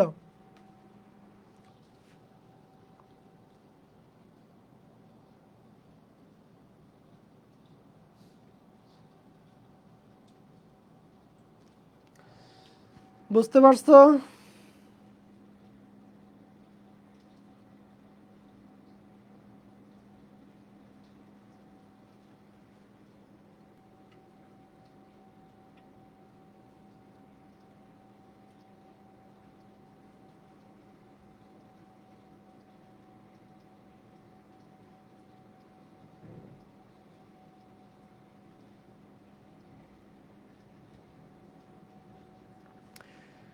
ওকে,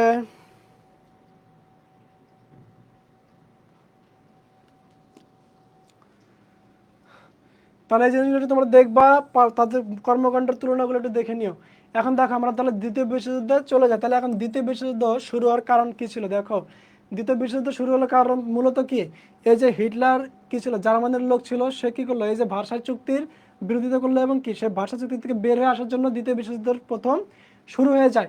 এতে কি হয়েছিল দেখো দ্বিতীয় বিশ্বযুদ্ধে কি মোট 61টা কি দেশ অংশগ্রহণ করে, তাহলে বিপুল পরিমাণে একটা দেশ অংশগ্রহণ, তাহলে 61টি দেশ কি এই যুদ্ধে জড়িয়ে পড়ে। বিশ্বের সব মহাদেশ এবং কি মহাসাগর কি এই যুদ্ধে আক্রান্ত হয় এবং কি 6 বছর স্থায়ী হয়েছিল, কত 1939 থেকে 1945 সাল পর্যন্ত। এবং প্রথম বিশ্বযুদ্ধ হয়েছিল কত সাল পর্যন্ত, 1914 থেকে 1918, 4 বছর।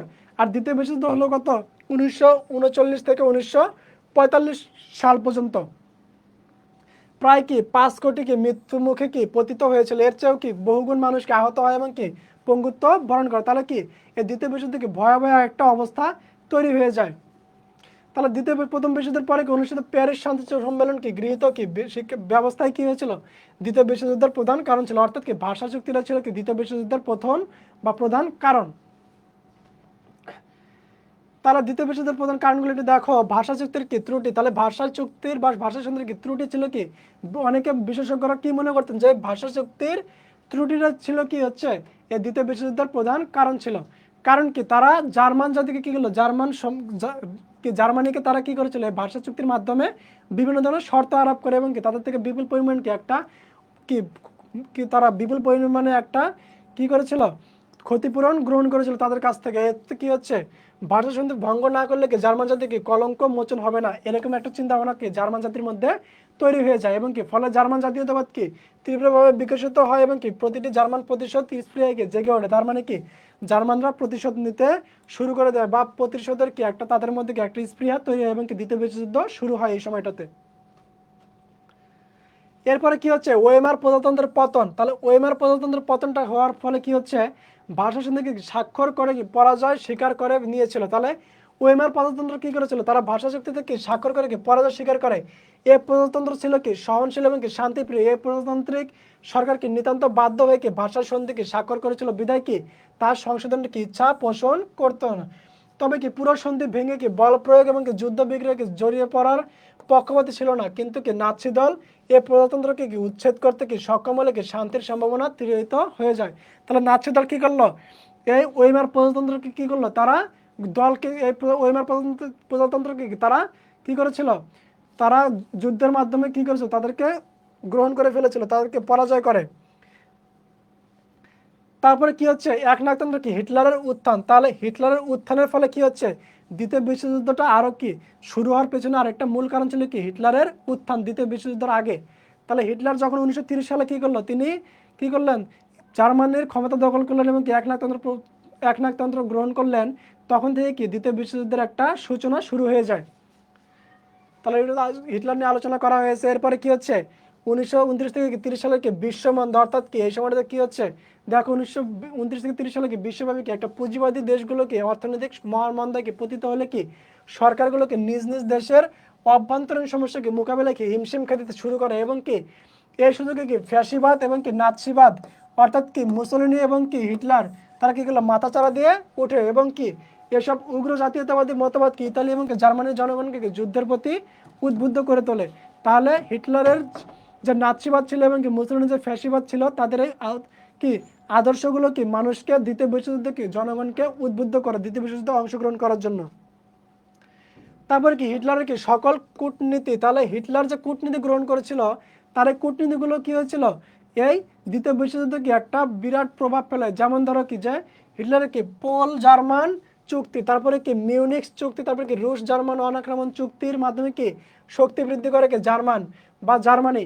তিনি কি কমিউনিস্ট আতঙ্কে কি ভীত ইংল্যান্ডকে কি তীব্র কমিউনিস্ট বিরোধিতার মাধ্যমে কি পক্ষে আনেন এবং কি এভাবে কি ইউরোপীয় শক্তিগুলোকে কি পরস্পর থেকে কি বিচ্ছিন্ন করে কি অতঃপর একে একে কি চুক্তিগুলো ভঙ্গ করে এবং কি এক এক করে রাষ্ট্রগুলোকে কি আক্রমণ শুরু করে। তাহলে প্রথমে কি করলো হিটলার কি করলো, তার কাছের যে তার প্রতিবেশী দেশগুলো ছিল তাদের সাথে কি বিভিন্ন চুক্তি করে তাদেরকে নিজের পক্ষে আনে এবং কি এক সময় সে চুক্তিগুলো ভঙ্গ করে কি সেই দেশগুলোকে সে আক্রমণ করতে শুরু করে। তারপরে কি ইংল্যান্ডকে জার্মান তোষণ নীতি, তাহলে ইংল্যান্ডকে জার্মান একটা তোষণ নীতি শুরু করেছিল, সেটা কেমন দেখো। রুশ বিপ্লবের বিস্তারের ফলে কি হচ্ছে, ইংল্যান্ডের কি প্রধানমন্ত্রী কি নেভিল চেম্বারলেইন কি করলো, জার্মান তোষণ নীতিকে অনুসরণ করেছিলেন। এজন্য কি তিনি হিটলারের কি শক্তি বৃদ্ধি থেকে ইউরোপীয় শক্তিসমূহ কি গড়ে তোলার জন্য কি যথেষ্ট সতর্কতা অবলম্বন করেন। এই সুযোগে কি করলো, হিটলার কি অপ্রতিদ্বন্দ্বী কি শক্তিতে পরিণত হয় এবং কি জার্মান আগ্রাসন রোধে কি রাশিয়ার কি জার্মান বিরোধী কি জোট গঠনের কি প্রস্তাব ব্রিটিশ প্রধানমন্ত্রী কি চেম্বারলেইন কি গ্রহণ না করে কি করলো, বড় একটা ভুল করে। তাহলে কি করলো, রাশিয়ার সাথে কি একটা চুক্তি করার কথা ছিল কি ইংল্যান্ডের, কিন্তু সেটা কি ইংল্যান্ডের তখনকার প্রধানমন্ত্রী কি চেম্বারলেন কি সেটা করেন না। এটা ছিল কি তার একটা ভুল। ঐতিহাসিকের ধারণা কি হিটলার কত 1936 সালে কি ভার্সাই সন্ধিকে ভঙ্গ করে রাইনল্যান্ড পুনরুদ্ধার করলে কি ফ্রাঙ্কো ব্রিটিশ কি বাহিনী জার্মানি আক্রমণ করতো, তাহলে কি হিটলার এতটা দুর্বার হওয়ার কি সাহস পেত না। তাহলে এটা কি বিশেষজ্ঞদের একটা মতামত ছিল, সামান্য একটা। তারপরে কি ইতালি এবং কি জাপানের আগ্রাসী নীতি। তাহলে ইতালি এবং জাপান কি করলো, তারা একটা বন্ধুত্বমূলক শক্তির জোট বা কি অক্ষশক্তি গ্রহণ করে। এই অক্ষশক্তি যদি দেখো, দ্বিতীয় বিশ্বযুদ্ধ অক্ষশক্তি কারা কারা ছিল, ইতালির রোম, তারপরে কি জার্মানির বার্লিন এবং কি জাপানের টোকিও। তাহলে এই যে ইতালি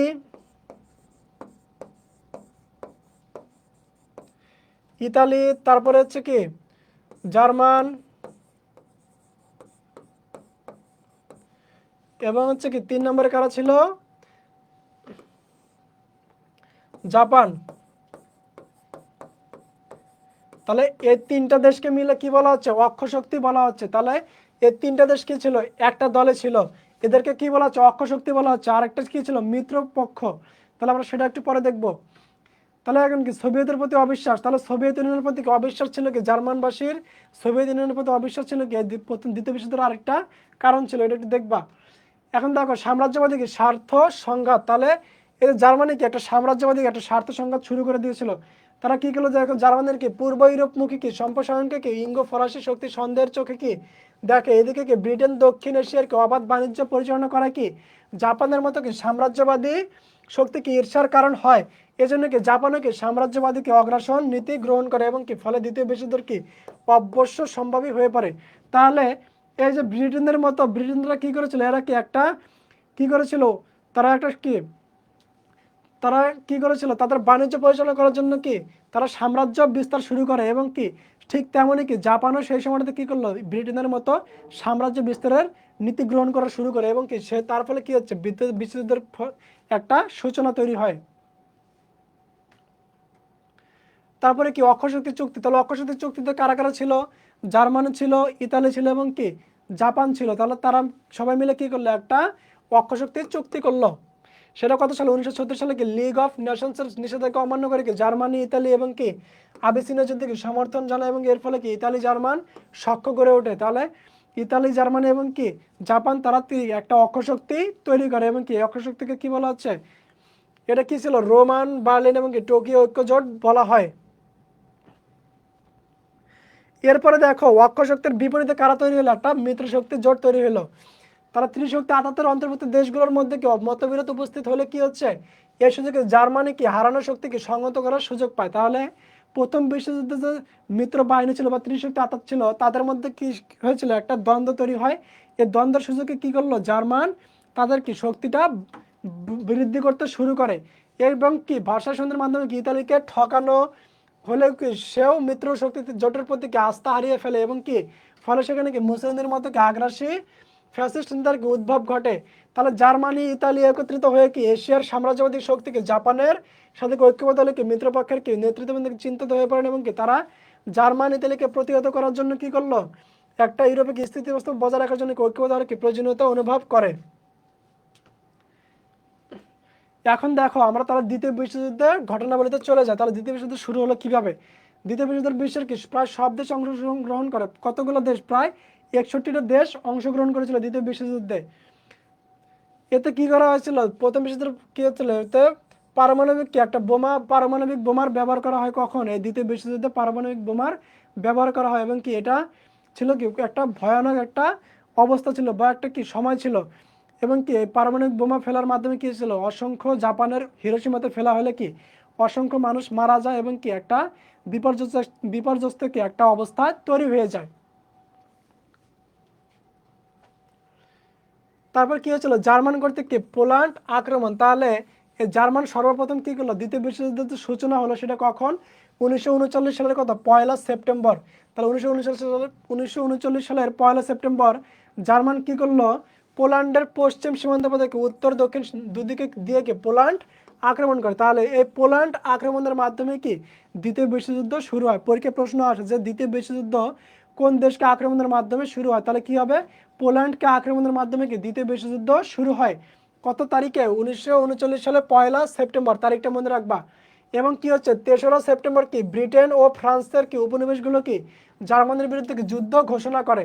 তাহলে যা ব্রিটেন এবং কি ফ্রান্স এরা কি করলো? জার্মানির বিরুদ্ধে যুদ্ধ ঘোষণা করলো এবং কি এতে দ্বিতীয় বিশ্বযুদ্ধ কি একটা ভয়াবহ রূপ শুরু হয় বা দ্বিতীয় বিশ্বযুদ্ধের কি সূত্রপাত ঘটে। পরবর্তীতে কি হচ্ছে? ফলে কি হচ্ছে? জার্মান মোটর এবং কি ট্যাঙ্ক সজ্জিত স্থল বাহিনী, তারপর দূরপাল্লার কামান, বিমান আক্রমণে কি পুরো অস্ত্র সজ্জিত কি পোল বাহিনী কি শোচনীয় পরাজয় বরণ করে জার্মানির কাছে। জার্মানি কি পোল্যান্ড অধিকার করে কি স্ক্যান্ডিনেভিয়ান কি দেশগুলোর দিকে নজর দেয়।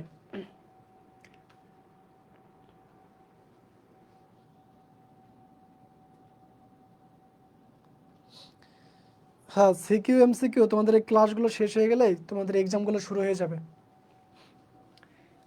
তারপরে কি হিটলার করতে কি ডেনমার্ক এবং কি নরওয়ে আক্রমণ। তাহলে পোল্যান্ডের পরে কি করলো? হিটলার কি করলো? ডেনমার্ক এবং কি নরওয়েতে আক্রমণ করলো এবং কি তারা ডেনমার্ক এবং কি নরওয়ে দখল করে নেয়। সেটা দেখো 40 সালে কি 9 জুলাই কি ডেনমার্ক আক্রমণ করে কি দখল করে নেয় কি হিটলার। এরপর কি জার্মান ছাত্রী সেনা নামিয়ে এবং কি কুইসলিং এর লোকদের কি সহায়তা কি নরওয়ে দখল করে নেয়। তাহলে হিটলার কি করলো? ডেনমার্ক এবং কি নরওয়ে দুইটা দেশ দখল করে নেয়। এতে কি হচ্ছে? ব্রিটিশ নৌবহর এতে কি বিলম্ব আসে এবং কি যে তারা জার্মান বাহিনীকে কি বাধা দানের পূর্বেই কি নরওয়ে পতন করে। তাহলে ডেনমার্ক এবং নরওয়ে কি করেছিল? কি তোমার যে পোল্যান্ডের মতো নরওয়ে এবং কি ডেনমার্কও এই কি জার্মান দখল করে নেয়। তারপরে কি হচ্ছে? বেলজিয়াম এবং কি হল্যান্ড আক্রমণ এবং কি দখল। তাহলে পরবর্তীতে কি করলো? জার্মান কি করলো? বেলজিয়ামে আক্রমণ করলো এবং কি হল্যান্ডে আক্রমণ করে এবং কি বেলজিয়াম এবং কি হল্যান্ড এই দুইটা রাষ্ট্র কি গত রাষ্ট্রগুলোর মতো কি এই দুইটা রাষ্ট্র তারা দখল করে নেয়। এতে কি হচ্ছে? তাদের শক্তি ক্ষমতাকে আস্তে আস্তে বাড়তে শুরু করে। কিন্তু তাদের আরেকটা কি করেছিল দেখো, তারা এই যে বেলজিয়াম, হল্যান্ড, তারপর হচ্ছে কি নরওয়ে, ডেনমার্ক, তারপর পোল্যান্ড, এই যে বেশ 5-6টা দেশ যে দখল করলো জার্মান, এগুলো ঠিক ছিল। কিন্তু পরবর্তীতে তারা কি করলো? তাদের একটা ভুল ছিল, সেটা হচ্ছে কি রাশিয়াতে আক্রমণ করা, ফ্রান্সে আক্রমণ করা। সেটা একটু দেখো এখন। তারপরে কি এই যে ফ্রান্সে আক্রমণ, এই ফ্রান্সে আক্রমণ ছিল কি তাদের মূল পতনের কারণ। বেলজিয়াম এবং হল্যান্ড অধিকার করার পর কি ভার্সাই সন্ধির মাধ্যমে কি যে 3টা স্থান বেলজিয়ামের জার্মানির কাছ থেকে কি অধিকার করে, সেগুলো কি জার্মানির সাথে কি সংযোজন করে কি ভার্সাই চুক্তির একটি শর্ত সংশোধন করা হয় এবং কি হিটলার বাহিনী কি করলো? অতঃপর কি ফ্রান্সের দিকে অগ্রসর হতে শুরু করে। তারপরে কি ডানকার্ক সংকট তৈরি হয়। এটা দেখো দেখো ফরাসি সরকার কি প্রায় 4 লক্ষ সেনাকে মোতায়েন করে এবং কি তিনি হিটলার বাহিনীকে 10টি ট্যাঙ্ক ডিভিশন, 3000 সাঁজোয়া যান, তারপর কি 89 নম্বর কি পদাতিক ডিভিশন মিত্রপক্ষের কি রক্ষণবহ ভেদ করে কি অবিশ্বাস্য দ্রুতগতিতে কি উত্তর ফ্রান্সের কি সমগ্র এলাকা দখল করে নেয় এবং কি ফরাসি বাহিনী কি করলো? পশ্চাৎপসরণ করে কি ডানকার্ক বন্দরে কি আটকা পড়ে এবং কি 1939 সালের 27 মে থেকে 4 জুন এর মধ্যে কি 850টা কি নৌযানের মাধ্যমে কি ফরাসি বাহিনীর স্বার্থে কি 3 লাখ সৈনিক ইংল্যান্ডে কি আশ্রয় গ্রহণ করে এবং কি অন্যরা নাৎসি বাহিনীর হাতে নিহত হয়। তার মানে কি ফ্রান্সও তারা দখল করে ফেলেছিল। তাহলে ফ্রান্সও কি করলো? জার্মান বাহিনী দখল করে ফেলে দ্বিতীয় বিশ্বযুদ্ধের ফলে। তারপরে ক্যাম্পেইন প্রতিশোধের দিকটি দেখো। অথবা হিটলার কি ক্যাম্পেইন নামক কি এক স্থানে কি করলেন? একটা রেলগাড়ির কামরায় বসে কি করলেন? 1939 সালে 21 জুন ফ্রান্সকে কি আত্মসমর্পণের চুক্তি স্বাক্ষরকে বাধ্য করলেন। তাহলে এবং কি এভাবে কি হিটলার স্বয়ংকে উপস্থিত থেকে কি ফরাসি বাহিনী কর্তৃক কি প্রথম বিশ্বযুদ্ধে জার্মানির পরাজয়ের কি প্রতিশোধ গ্রহণ করলে কি একই রকম নাটক মন্তস্থ হয়। তাহলে কি করলো? 1939 সালে 21 জুন কি করলো? ফ্রান্সকে বাধ্য করলো কি যে জার্মানির কাছে আত্মসমর্পণ করতে, যাতে কি তারা সে ভার্সা চুক্তির মতো কি তারা সেই কি প্রতিশোধটা নিতে পারে। তাহলে এজন্য কি ফ্রান্সকে তারা প্রতিশোধ নিয়েছিল ফ্রান্সের বিরুদ্ধে। এখন তাহলে দেখো এরপরে কি হচ্ছে দেখো। তাহলে যখন ফ্রান্সকে আক্রমণ করলো, ফ্রান্সকে পরাজিত করলো, তারপরে কি হচ্ছে? ফ্রান্সকে পরাজিত করার পরে কি হচ্ছে দেখো, ফ্রান্সকে পরাজিত করার পর যখন রাশিয়াতে আক্রমণ করলো, রাশিয়ার আক্রমণ করার পরে রাশিয়া কি করলো? প্রথমে হচ্ছে কি জার্মানিকে সুযোগ দেয় তাদের কি দেশের ভিতরে আসার জন্য। এক সময় যখন কি হলো জার্মানিতে কি হলো, রাশিয়াতে যখন প্রচণ্ড কি শীত শুরু হয়ে যায়, তুষারপাত হয়, সেই শীত এবং তুষারপাতকে জার্মান বাহিনী সহ্য করতে পারে না। কারণ কি তাদের শীতের সাথে কি তারা অভ্যস্ত না। কিন্তু কি রাশিয়ার বাহিনী তারা কি শীতের সাথে অভ্যস্ত ছিল। ফলে কি হলো? হিটলার এবং কি তার নাৎসি বাহিনীর কি পরাজয় ঘটে কোথায়? রাশিয়াতে পরাজয় ঘটে। এর পরবর্তীতে দেখো জাপান কি ছিল? জাপান দ্বিতীয় বিশ্বযুদ্ধকে চালিয়ে যেতে শুরু করলো। তারা কি দ্বিতীয় বিশ্বযুদ্ধ চালাতে চালাতে থাকে এবং পরবর্তীতে যুক্তরাষ্ট্র কি করলো, এই জাপানের উপর কি করলো, একটা পারমাণবিক বোমা ফেললো, যেটা কি না জাপানের হিরোশিমা এবং নাগাসাকিতে এই পারমাণবিক বোমা ফেলার ফলে কি হচ্ছে, জাপান হেরে যায় এবং কি তারা আত্মসমর্পণ করতে বাধ্য হয় এবং কি এর মাধ্যমেই জাপানের পরাজয়ের মাধ্যমে কি দ্বিতীয় বিশ্বযুদ্ধের অবসান ঘটে। তাহলে সেই কাহিনীটা একটু আমরা দেখি। তাহলে দ্বিতীয় বিশ্বযুদ্ধের ফলাফল কি হয়েছিল, জাতিসংঘ প্রতিষ্ঠা। তাহলে দ্বিতীয় বিশ্বযুদ্ধের পরে কি হয়েছিল, জাতিসংঘের প্রতিষ্ঠা হয়েছিল এবং কি স্নায়ুযুদ্ধের উদ্ভব, পরবর্তীতে কি হয়েছে, স্নায়ুযুদ্ধের উদ্ভব ঘটে। তাহলে এই জিনিসগুলো একটু মনে রাখতে হবে, পরীক্ষায় কিন্তু আসে যে দ্বিতীয় বিশ্বযুদ্ধের ফলাফল কি কি ছিল।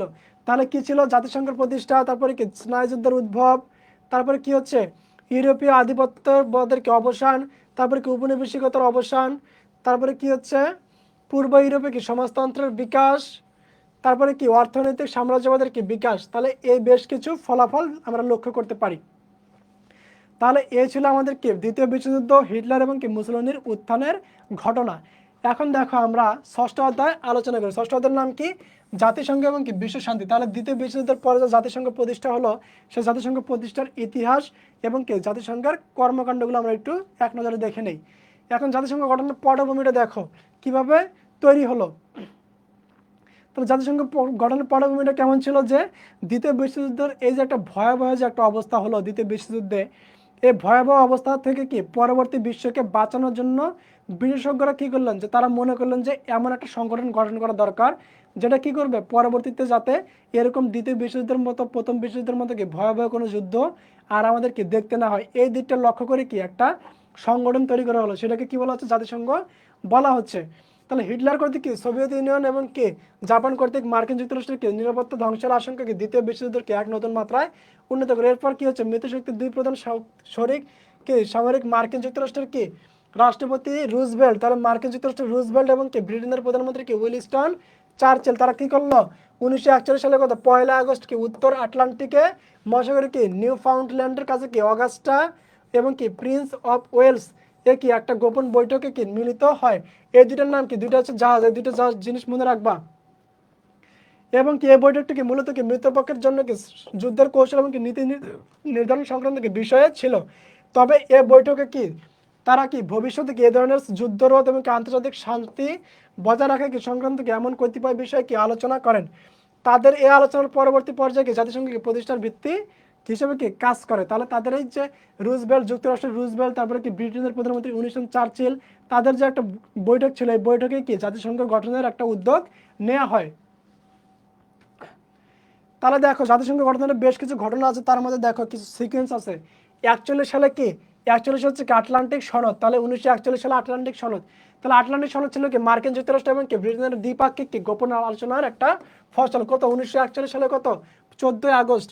তাহলে উত্তর আটলান্টিক মহাসাগরে কি রণতরীর ভেতর কি ব্রিটেনের প্রধানমন্ত্রী উইনস্টন চার্চিল এবং কি মার্কিন প্রেসিডেন্ট ফ্রাঙ্কলিন কি করলেন, ডিলানো রুজভেল্ট একই সনদে কি স্বাক্ষর করেন এবং কি পরবর্তীতে দ্বিতীয় বিশ্বযুদ্ধের কি অংশগ্রহণকারী সব পক্ষ কি এই সনদের শর্তগুলোতে কি সম্মতি জ্ঞাপন করে এবং কি এই সনদের মোট 3টা ধারা ছিল। কি কি, সনদের স্বাক্ষরকারী সকল দেশ কি সমান মর্যাদা এবং কি সার্বভৌমত্বের অধিকারী হবে, তারপর কি সকল প্রকার বিবাদ শান্তিপূর্ণ উপায়ে কি নিষ্পত্তি হবে এবং কি প্রতিটি দেশের জনগণ তাদের কি ইচ্ছা মতো শাসনতন্ত্র গঠনের কি অধিকার পাবে। তাহলে এই 3টা ছিল কি আটলান্টিক সনদের মূল ধারা ছিল, এই 3টা। এই আটলান্টিক সনদটাই কিন্তু ছিল কি এই জাতিসংঘ প্রতিষ্ঠার মূল ভিত্তি। তারপর দেখো 1971 সালে পর 1942 সালে কি ওয়াশিংটন সম্মেলন। তাহলে যুক্তরাষ্ট্রের ওয়াশিংটনে কি হচ্ছে আরেকটা সম্মেলন হলো কত 1942 সালে।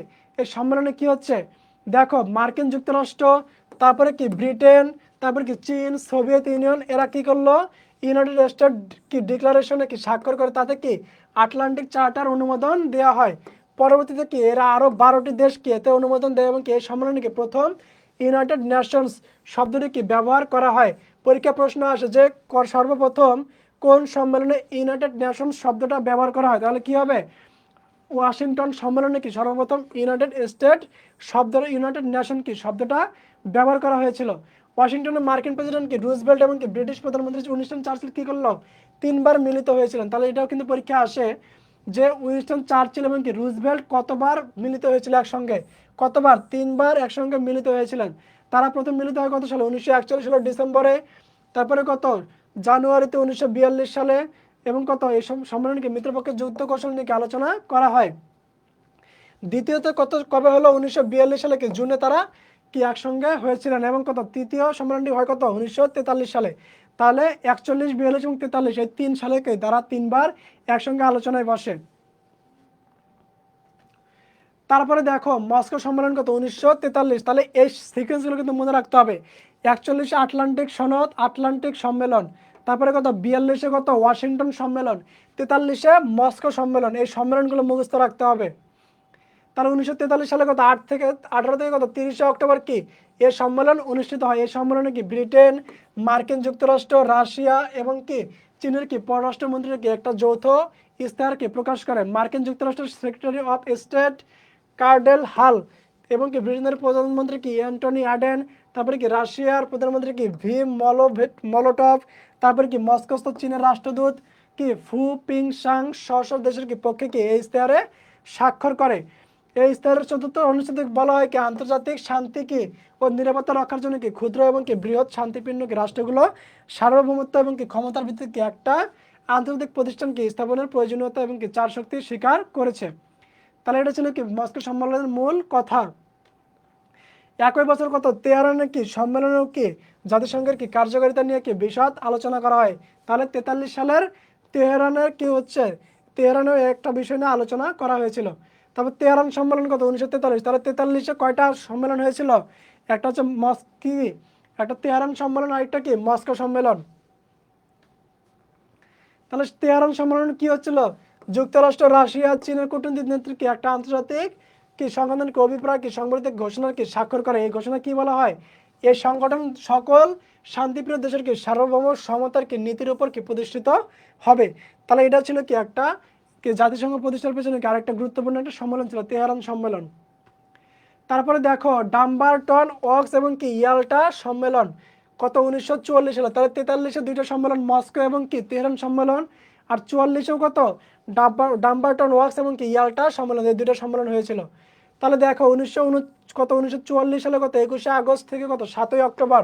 তাহলে 21শে আগস্ট থেকে 7ই অক্টোবর পর্যন্ত কি ওয়াশিংটনের অদূরে কত ডাম্বারটন ওয়ার্কস কি বৃহৎ শক্তিবার্গ কি জাতিসংঘ প্রতিষ্ঠার কি প্রস্তুতিমূলক বিশেষ সম্মেলনকে মিলিত হয়। এই বৈঠকে কি জাতিসংঘের রূপরেখা নিয়ে কি একটা আলোচনার সময় কি ভেটো, এই যে দেখো জাতিসংঘের যে মূল বিষয় ভেটো দান কি এবং নিরাপত্তা পরিষদে কি একক বিরোধিতা কি কোনো প্রস্তাব নাকচ করার কি অধিকার নিয়ে কি মতবিরোধ দেখা দেয়। এবং কি তাছাড়া সোভিয়েত ইউনিয়ন কি তার অন্তর্ভুক্ত সব প্রজাতন্ত্রের জন্য কি একটা পৃথক ভোটাধিকারের কি দাবি করলে কি সমস্যা দেখা দেয়।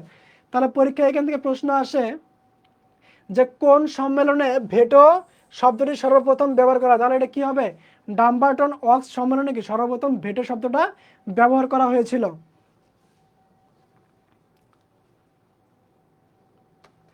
তারপর দেখো সর্বশেষে 1945 সালে কি সান ফ্রান্সিসকো সম্মেলন। তাহলে দ্বিতীয় বিশ্বযুদ্ধ তখন কি প্রায় শেষের দিকে, মিত্রপক্ষের কি জয়লাভ এখন কি সময়ের ব্যাপার মাত্র।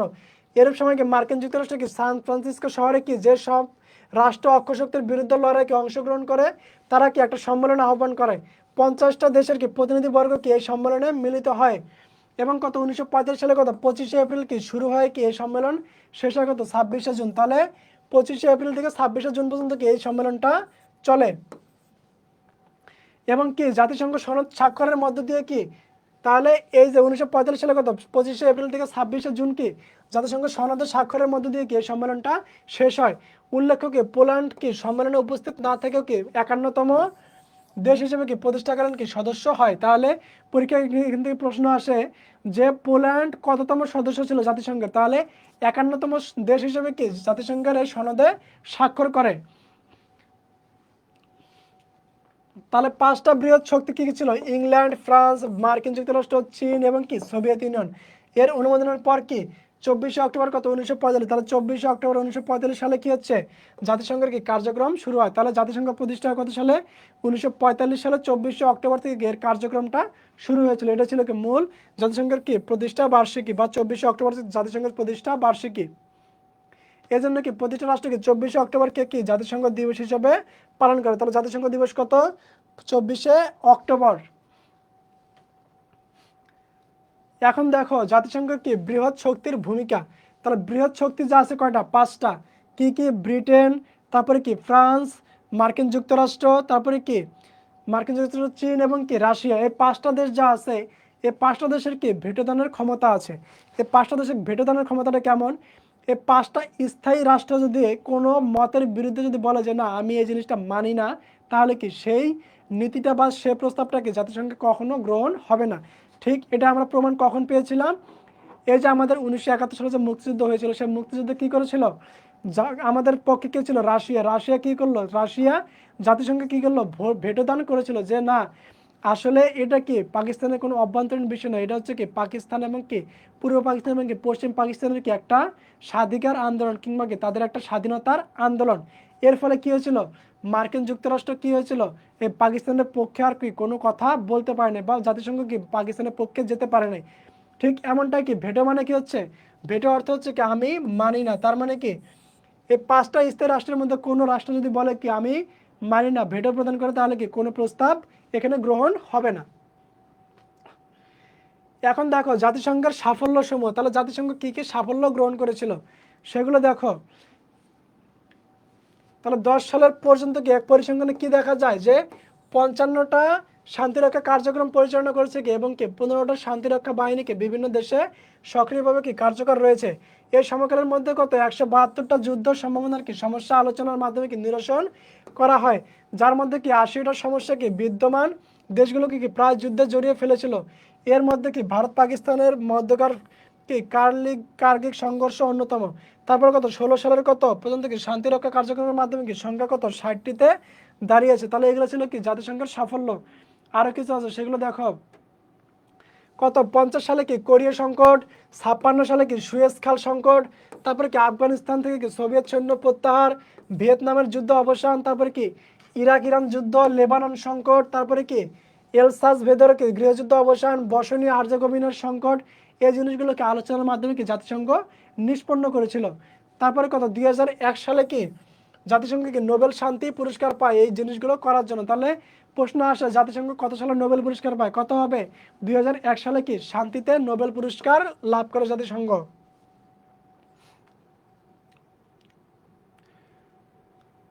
এগুলো তো দেখলা উপনিবেশ বিলোপ, তারপর কি আত্মনিয়ন্ত্রণ গণতন্ত্র প্রতিষ্ঠা। দ্বিতীয় বিশ্বযুদ্ধের কি পর কি 11টা অঞ্চল কি জাতিসংঘের কি ওসি পরিষদের অন্তর্ভুক্ত ছিল। এর সবগুলোই কি স্বাধীনতা লাভ করে। কম্বোডিয়া, নামিবিয়া, এল সালভেদর, তারপরে কি মোজাম্বিক, কঙ্গো, মিশর ইত্যাদি দেশে কি গণতন্ত্রের উত্তরণ ঘটেছিল কি জাতিসংঘের সহায়তায়। এগুলো ছিল কি জাতিসংঘের একটা সাফল্য ছিল।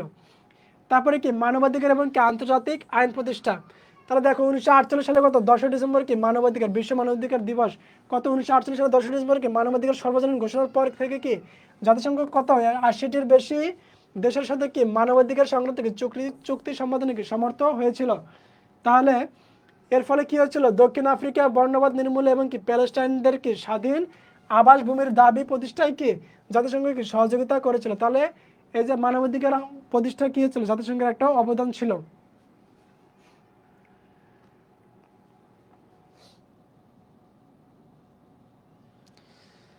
আচ্ছা এর চেয়ে আর কি ডিটেলস চাও বলো, তোমাদের তো সবকিছু পড়া হয়ে গেছে, জাস্ট তোমাদের শুধু আমি পয়েন্টগুলো ধরা দিচ্ছি যে আসলে কোন জিনিসগুলো তোমাদের দেখতে হবে। এর চেয়ে ডিটেলস আর কি বলবো বলো। তারপরে কি অর্থনৈতিক সামাজিক এবং কি সাংস্কৃতিক উন্নয়নের কি অবদান। তাহলে দেখো এই যে জাতিসংঘের যে বেশ কিছু অঙ্গ সংগঠন রয়েছে, যেমন কি ইউএনডিপি, তারপরে কি ইকলাক, তারপরে কি স্ক্যাপ, তারপরে কি ইসিও, তারপরে কি ইএসসিডাব্লিউ গঠন করে এশিয়া, তারপরে কি আফ্রিকা, ল্যাটিন আমেরিকা, ইউরোপ, পশ্চিম এশিয়ার কি ইত্যাদি দেশে কি এরা কার্যক্রম পরিচালনা করে। তারপরে কি আছে ইউনেস্কো, তারপরে কি হচ্ছে ইউনিসেফ, এরা কি করে শিশু শিক্ষা স্বাস্থ্য ব্যবস্থা বিভিন্ন প্রকার কি উন্নয়নমূলক কাজে কি ব্যাপক সহায়তা প্রদান করে। তারপরে কি হচ্ছে 170টির মতো কি দেশের কি কৃষি শিল্প শিক্ষা খাতে কি জাতিসংঘ কি করে হাজার হাজার মিলিয়ন ডলার কি ব্যয় করছে। তাহলে এই যে তাদের যে বেশ কিছু অর্থনৈতিক, তারপরে কি এই যে দেখো 5টা অর্থনৈতিক কমিশন আছে, তারপরে কি ইসিএ, ইসিই, এই যে ইউএনডিপি, তারপরে কি ইকলাক, তারপরে ইসক্যাপ, তারপরে কি ইএসসিডাব্লিউএ। এখানে প্রশ্ন আসে যে জাতিসংঘের কয়টা অর্থনৈতিক কমিশন আছে, তাহলে কয়টা হবে 5টা অর্থনৈতিক কমিশন আছে। এই জিনিসগুলো মনে রাখতে হবে। তাহলে তার যে বিশেষ কিছু অঙ্গ সংগঠন রয়েছে এবং কি সহযোগী সংগঠন রয়েছে, এই সংগঠনগুলোর মাধ্যমে কি হচ্ছে তারা অর্থনৈতিক সামাজিক এবং সাংস্কৃতিক বেশ কিছু কার্যক্রম পরিচালনা করে কি জাতিসংঘ এই জিনিসগুলো পরিচালনা করে। এর মাধ্যমে কি হচ্ছে, দেশের কি দরিদ্র জনগণের কি জীবনযাত্রার মান এবং কি শিক্ষার হার কি অনেক উল্লেখযোগ্য হারে কি বেড়ে গিয়েছে এই জিনিসগুলোর মাধ্যমে। তারপরে হচ্ছে কি শরণার্থী সমস্যার সমাধান কার্যক্রম। তাহলে জাতিসংঘ কি করে, বিভিন্ন দেশের শরণার্থী সমস্যার সমাধান করে। যেমন কি জাতিসংঘের উদ্বাস্তু বিষয়ক হাই কমিশন নাম কি ইউএনএইচসিআর। এটা কিন্তু পরীক্ষায় প্রশ্ন আসতে পারে, যে এমসিকিউ দিয়ে রাখে যে নিচের কোনটি জাতিসংঘের কি উদ্বাস্তু বিষয়ক হাই কমিশন। তাহলে নাম কি ইউএনএইচসিআর কি জাতিসংঘের উদ্বাস্তু বিষয়ক হাই কমিশন। কত 1951 সালে থেকে কি যুদ্ধ তারপর কি দুর্ভিক্ষ, হত্যার ভয় কি পলাতক কোটি কোটি লোককে কি খাদ্য, আশ্রয়, চিকিৎসা, শিক্ষা সহায়তার প্রদান সহ কি এইসব উদ্বাস্তুদের কি স্বদেশে ফিরে যাওয়া পর্যন্ত কি সাহায্য করে থাকে। যেমন কি দেখো আমাদের 71 সালে কত 1971 সালে যে মুক্তিযুদ্ধ হয়েছিল সেখানে কি বাংলাদেশ থেকে প্রায় 1 কোটি শরণার্থী কোথায় ভারতের শরণার্থী হিসেবে অংশগ্রহণ করেছিল। এবং কি পরবর্তীতে তারা কি করলো, তারা এই ভারতের শরণার্থীদেরকে বিভিন্ন ধরনের খাবার, খাদ্য, বস্ত্র দিয়ে কি সাহায্য সহযোগিতা করেছিল। কারা? এই জাতিসংঘ সাহায্য সহযোগিতা করেছিল। তাহলে এ হচ্ছে কি তাদের কাজ। তারপরে দেখো ইউরোপ এবং এশিয়ার উদ্বাস্তুদের সহায়তার জন্য কি জাতিসংঘ কি ইউএনএইচসিআর কে কি যথাক্রমে 1954 সালে এবং কত 1951 সালে 81 সালে কি নোবেল শান্তি পুরস্কারকে ভূষিত করা হয়। এখান থেকে দেখো একটা প্রশ্ন আসে যে কোন সংস্থা 2বার নোবেল পুরস্কার বিজয়ী হয়েছিল, বা জাতিসংঘের কোন সংস্থাটি 2বার নোবেল পুরস্কার পেয়েছিল, সেটা কি হবে ইউএনএইচসিআর। এটা কত সালে 1954 সালে একবার পায় এবং কত 1981 সালে একবার কি শান্তিতে নোবেল পুরস্কার পায়। তাহলে এই সংস্থাটা 2বার নোবেল পুরস্কার পেয়েছিল, এটা কিন্তু এমসিকিউতে আসে। তারপরে কি পরিবেশ সংরক্ষণ কার্যক্রম করা, যেমন কি বিশ্বকে পরিবেশ বিপর্যয় থেকে রক্ষা করার জন্য কত 1972 সালে কি করলো জাতিসংঘের তত্ত্বাবধানে কি প্রথম ধরিত্রী সম্মেলন হয়। এ সম্মেলনের ক্ষতিকর রাসায়নিক দ্রব্যের কি ব্যবহার নিয়ন্ত্রণ কি কার্যকর ব্যবস্থা নেওয়ার ঘোষণা করা হয়েছিল। এবং কত 1992 সালে কত ব্রাজিলের কি রিও ডি জেনেরো সম্মেলনে কি পৃথিবীর তাপমাত্রা কি প্রতিরোধ এবং কি জীববৈচিত্র্য সংরক্ষণে কি চুক্তি স্বাক্ষরিত হয়। তার পরীক্ষা প্রশ্ন আসতে পারে যে কত সালে প্রথম ধরিত্রী সম্মেলন হয়, কত সালে 1972 সালে। তারপর প্রশ্ন আসতে পারে যে কত সালে প্রথম কি রিও ডি জেনেরো সম্মেলন হয়, কত 1992 সালে, কোথায় ব্রাজিলে। এই জিনিসগুলো মুখস্থ রাখতে হবে। এর দ্বারা কি সিএফসি গ্যাস কি উৎপাদন নিয়ন্ত্রণের কি ব্যবস্থা গ্রহণ করা হয়েছিল। তাহলে পরিবেশ সংরক্ষণে কি জাতিসংঘ কার্যক্রম পরিচালনা করে। তারপর কি জনসংখ্যা নিয়ন্ত্রণ এবং কি সুস্বাস্থ্য রক্ষায় কি এরাও কাজ করে। তারপর যেমন কি যে দেখো ইউনিসেফ, তারপর হচ্ছে কি WHO, এরা কি করে টিকাদান কর্মসূচির মাধ্যমে কি শিশুদের 6টা মারাত্মক রোগ, যেমন কি 6টা মারাত্মক রোগ থেকে কি তাদের টিকাদান প্রদান করে। তারপরে কি হচ্ছে জনসংখ্যার নিয়ন্ত্রণ কার্যক্রমের ফলে কত 1960 সালে কি বিশ্ব যেখানে কি জন্মহার কত ছিল 6%, 2005 সালে এসে তা কত দাঁড়ায় 3.5%। তাহলে জনসংখ্যার নিয়ন্ত্রণে কি জাতিসংঘ ভূমিকা পালন করে। এছাড়া কি হচ্ছে জাতিসংঘ বিশ্বের কি বিভিন্ন দরিদ্র দেশের কি পল্লী এলাকায় কত 130 কোটি লোকের জন্য কি বিশুদ্ধ পানীয় জল সরবরাহের জন্য কি লক্ষ্যে কাজ করে যাচ্ছে। তাহলে এগুলো ছিল কি জাতিসংঘের জনসংখ্যা নিয়ন্ত্রণ এবং কি স্বাস্থ্য সুরক্ষার কিছু কার্যক্রম ছিল জাতিসংঘের। তারপরে কি নারী অধিকার সংরক্ষণ, তাহলে জাতিসংঘ কি নারী অধিকার সংরক্ষণেও কাজ করে। যেমন কি দেখো জীবনযাত্রার মান উন্নয়নে কি জাতিসংঘ কত 1976 থেকে 1985 সাল পর্যন্ত কি নারী দশক পালন করে। তাহলে নারী দশক পালন করার কত 1976 থেকে 1985 সাল পর্যন্ত, এই জিনিসটা মনে রাখবা। এছাড়া কত 1975 সালে থেকে কি কয়েক বছর পর পর কি জাতিসংঘের উদ্যোগে বিশ্ব নারী সম্মেলন অনুষ্ঠিত হয়। তাহলে নারীদের অধিকার সংরক্ষণের জন্য কি জাতিসংঘ কাজ করে। তারপরে শ্রমিক অধিকার সংরক্ষণ, শ্রমিক অধিকারকে কি বলা হচ্ছে ILO, ইন্টারন্যাশনাল লেবার অর্গানাইজেশন। এরা কি করে শিশু শ্রম বন্ধে কি 1946 সালে কি একটা জাতিসংঘকে অন্তর্ভুক্ত করে এবং কি এর মাধ্যমে কাজ করে যাচ্ছে। তাহলে শিশু শ্রম বন্ধের জন্য কি এরা কাজ করে যাচ্ছে। তারপরে কি মাদক দ্রব্যের অপব্যবহার এবং কি চোরাচালান রোধ করতে কি এই যে UNDCP এরা কি করে কাজকর্ম পরিচালনা করে। তারপরে কি মাদকাসক্তদেরকে পুনর্বাসন, চিকিৎসা কার্যক্রম চালিয়ে যাচ্ছে কি এই সংস্থাটা কাজ করছে UNDCP। তারপরে কি হচ্ছে ঐতিহাসিক স্থাপনা এবং কি ঐতিহ্য সংরক্ষণ। এর মধ্যে দেখো এখানে মজা আছে কি যে জাতিসংঘের কি ইউনেস্কো কি করছে দেখো বিভিন্ন ধরনের কি ঐতিহ্য, ঐতিহাসিক স্থান, তারপরে কি স্থাপনা অনুসন্ধান করে। তারপরে কি হচ্ছে এই জিনিসগুলো সংরক্ষণ করে। যেমন ধর ইতিপূর্বে কি হচ্ছে ইউনেস্কো কি বিশ্বের বিভিন্ন দেশের কতটা প্রায় 1052টা স্থানকে কি বিশ্ব ঐতিহাসিক কি এলাকা হিসেবে কি ঘোষণা দিয়ে কি তার সংরক্ষণের ব্যবস্থা গ্রহণ করেছে। তারপরে কি দেখো বাংলাদেশের কত, বাংলাদেশের মহাস্থানগড়, ষাট গম্বুজ মসজিদ, সুন্দরবন, ভারতের তাজমহল, মিশরের পিরামিড, তারপরে কি পেরুর মাচু পিচু এলাকা, তারপরে কি ল্যাটিন আমেরিকার কি ইনকা আজটেক সভ্যতা, এই জিনিসগুলো কি করেছিল, এই জিনিসগুলো তারা কি জাতিসংঘ নিয়মিত কি সংরক্ষণ করে আসছে। তারপর বাণিজ্য সমস্যার সমাধান করতেও কি জাতিসংঘ কাজ করে। তারপর কি বিভিন্ন উৎপাদন বিতরণ, তারপর কি বিনিময় ক্ষেত্রে কি আন্তর্জাতিক সমঝোতার ক্ষেত্রে কি প্রশস্ত করছে কি এই যে WTO ওয়ার্ল্ড ট্রেড অর্গানাইজেশন, এটাও কি জাতিসংঘের একটা অঙ্গ সংস্থান, এরা কাজ করে। তারপর কি দ্বিপাক্ষিক এবং কি বহুপাক্ষিক সমস্যা সমূহ, তারপরে আইনগত প্রক্রিয়ার সমাধান, গণহত্যা, আন্তর্জাতিক অপরাধ, এই জিনিসগুলো নিয়ে কি এই জাতিসংঘের এই সংস্থাগুলো আলোচনা করে কিংবা কি কাজ করে যায়। তারপরে কি পরমাণু অস্ত্র বিস্তার কি রোধ, দেখো জাতিসংঘ কত 1948 সালে কি এনপিটি এবং কি 1996 সালে কি সিটিবিটি চুক্তি সম্পাদনের মাধ্যমে কি পরমাণু অস্ত্র বিস্তারের জন্য কি কাজ করে যাচ্ছে। পরীক্ষা প্রশ্ন আসে যে এনপিটি কত সালে চুক্তি স্বাক্ষরিত হয়, কত 1968 সালে কত এনপিটি চুক্তি হয় এবং 1996 সালে কি সিটিবিটি চুক্তি হয়।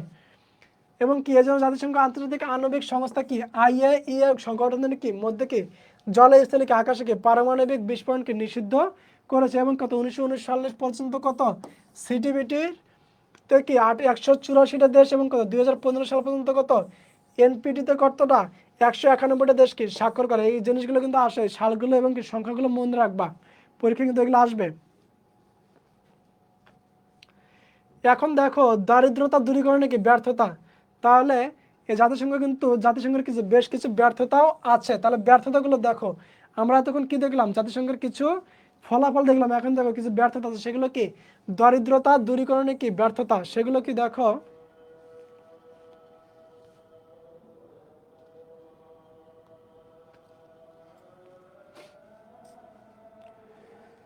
আচ্ছা একটু 1 মিনিট বিরতি নেই, আজান দিচ্ছে তো একটু 1 মিনিট বিরতি নেই।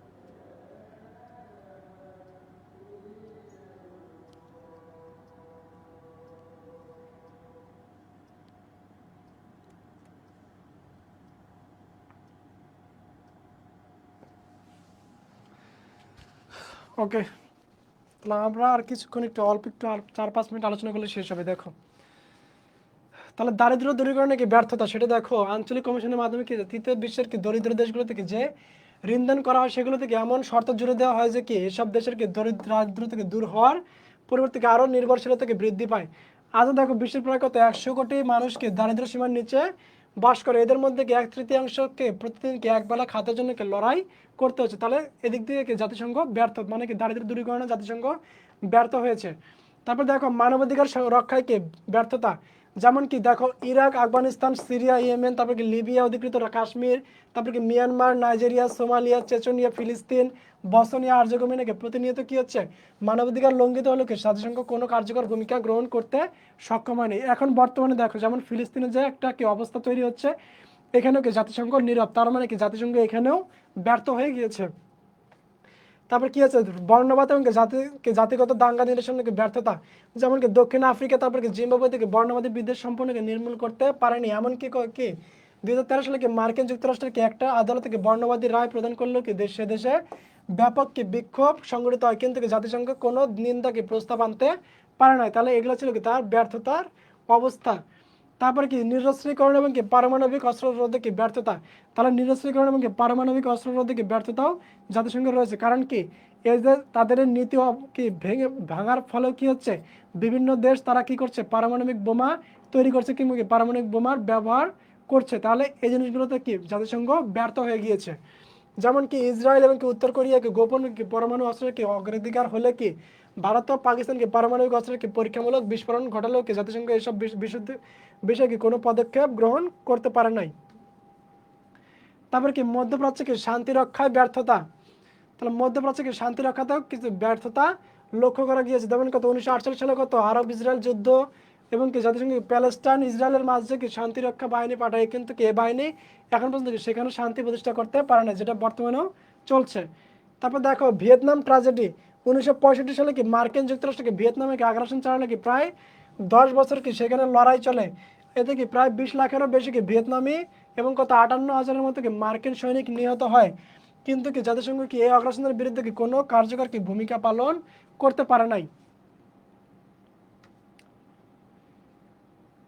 হ্যাঁ এগুলো তো দেখলাম, এগুলো কিছু না এখানে।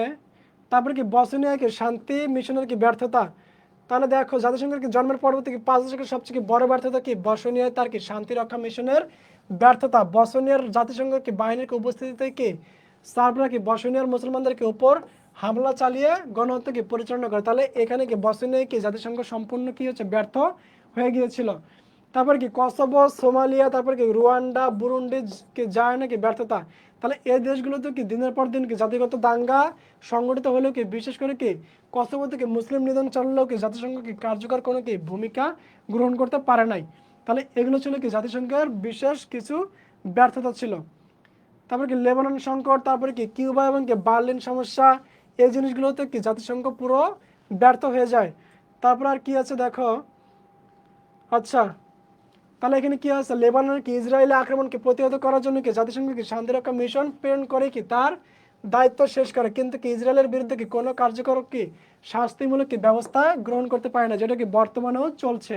তারপর কিউবা বার্লিন সমস্যা দেখো 1948 সালে কি বার্লিন সমস্যা মার্কিন যুক্তরাষ্ট্র এবং কি সোভিয়েত ইউনিয়নের মধ্যকার কি স্নায়ুযুদ্ধের কি সূত্রপাত ঘটায়। এদিকে কত 1962 সালে কি কিউবা কি মিসাইল সংকট নিয়ে কি বিশ্বে কি বড় ধরনের একটা যুদ্ধ কি ঝুঁকির মুখোমুখি হয়। জাতিসংঘ কি এই দুটি বিষয়কে নির্বাক দর্শক ছিল। তাহলে এই জিনিসগুলো ছিল কি জাতিসংঘের ব্যর্থতার বেশ কিছু ঘটনা। তোমাদের এখান থেকে প্রশ্ন আসবে কিন্তু কি জাতিসংঘের কি গঠনের পটভূমি, তারপরে প্রশ্ন আসবে কি জাতিসংঘের কি সফলতাগুলো আলোচনা করো, কিংবা কি জাতিসংঘের কি ব্যর্থতাগুলো আলোচনা করো। তাহলে এই জিনিসগুলো একটু মনে রাখতে হবে। তারপরে কি জাতিসংঘ গঠনের পটভূমি তোমার 1941 সালে কি আটলান্টিক সনদ, তারপরে কি 42 সালে কি হচ্ছে মস্কো সম্মেলন, তারপরে 43 সালে কি তেহরান সম্মেলন, তারপর এই যে 43, 44, 45 এই যে সালের যে সম্মেলনগুলো আছে এই সম্মেলনগুলো কিন্তু অবশ্যই কি মনে রাখতে হবে, ধারাবাহিকভাবে মুখস্থ রাখতে হবে। তাহলে আশা করছি এই দুটো অধ্যায় কারো সমস্যা থাকার কথা না, যদি কারো সমস্যা থাকে তাহলে অবশ্যই কমেন্টে প্রশ্ন করবো, আমি উত্তর দেওয়ার চেষ্টা করব। তাহলে আবার দেখা হবে ইনশাল্লাহ পরবর্তী ক্লাসে। তোমাদের কাজ হচ্ছে কি যে দুইটা অধ্যায় আলোচনা করা হলো এই অধ্যায় দুইটা কী করবা নিজেরা আবারও ভালোভাবে পড়বা, তোমাদের পরীক্ষার সময় কিন্তু বেশি নাই। তাহলে এই জন্য কী করতে হবে, সময় নষ্ট করা যাবে না। তাহলে সবাই ভালো থাকো, সুস্থ থাকো, সকলের সুস্বাস্থ্য কামনা করে আজকে এখানে শেষ করছি। আল্লাহ হাফেজ, আসসালামু আলাইকুম।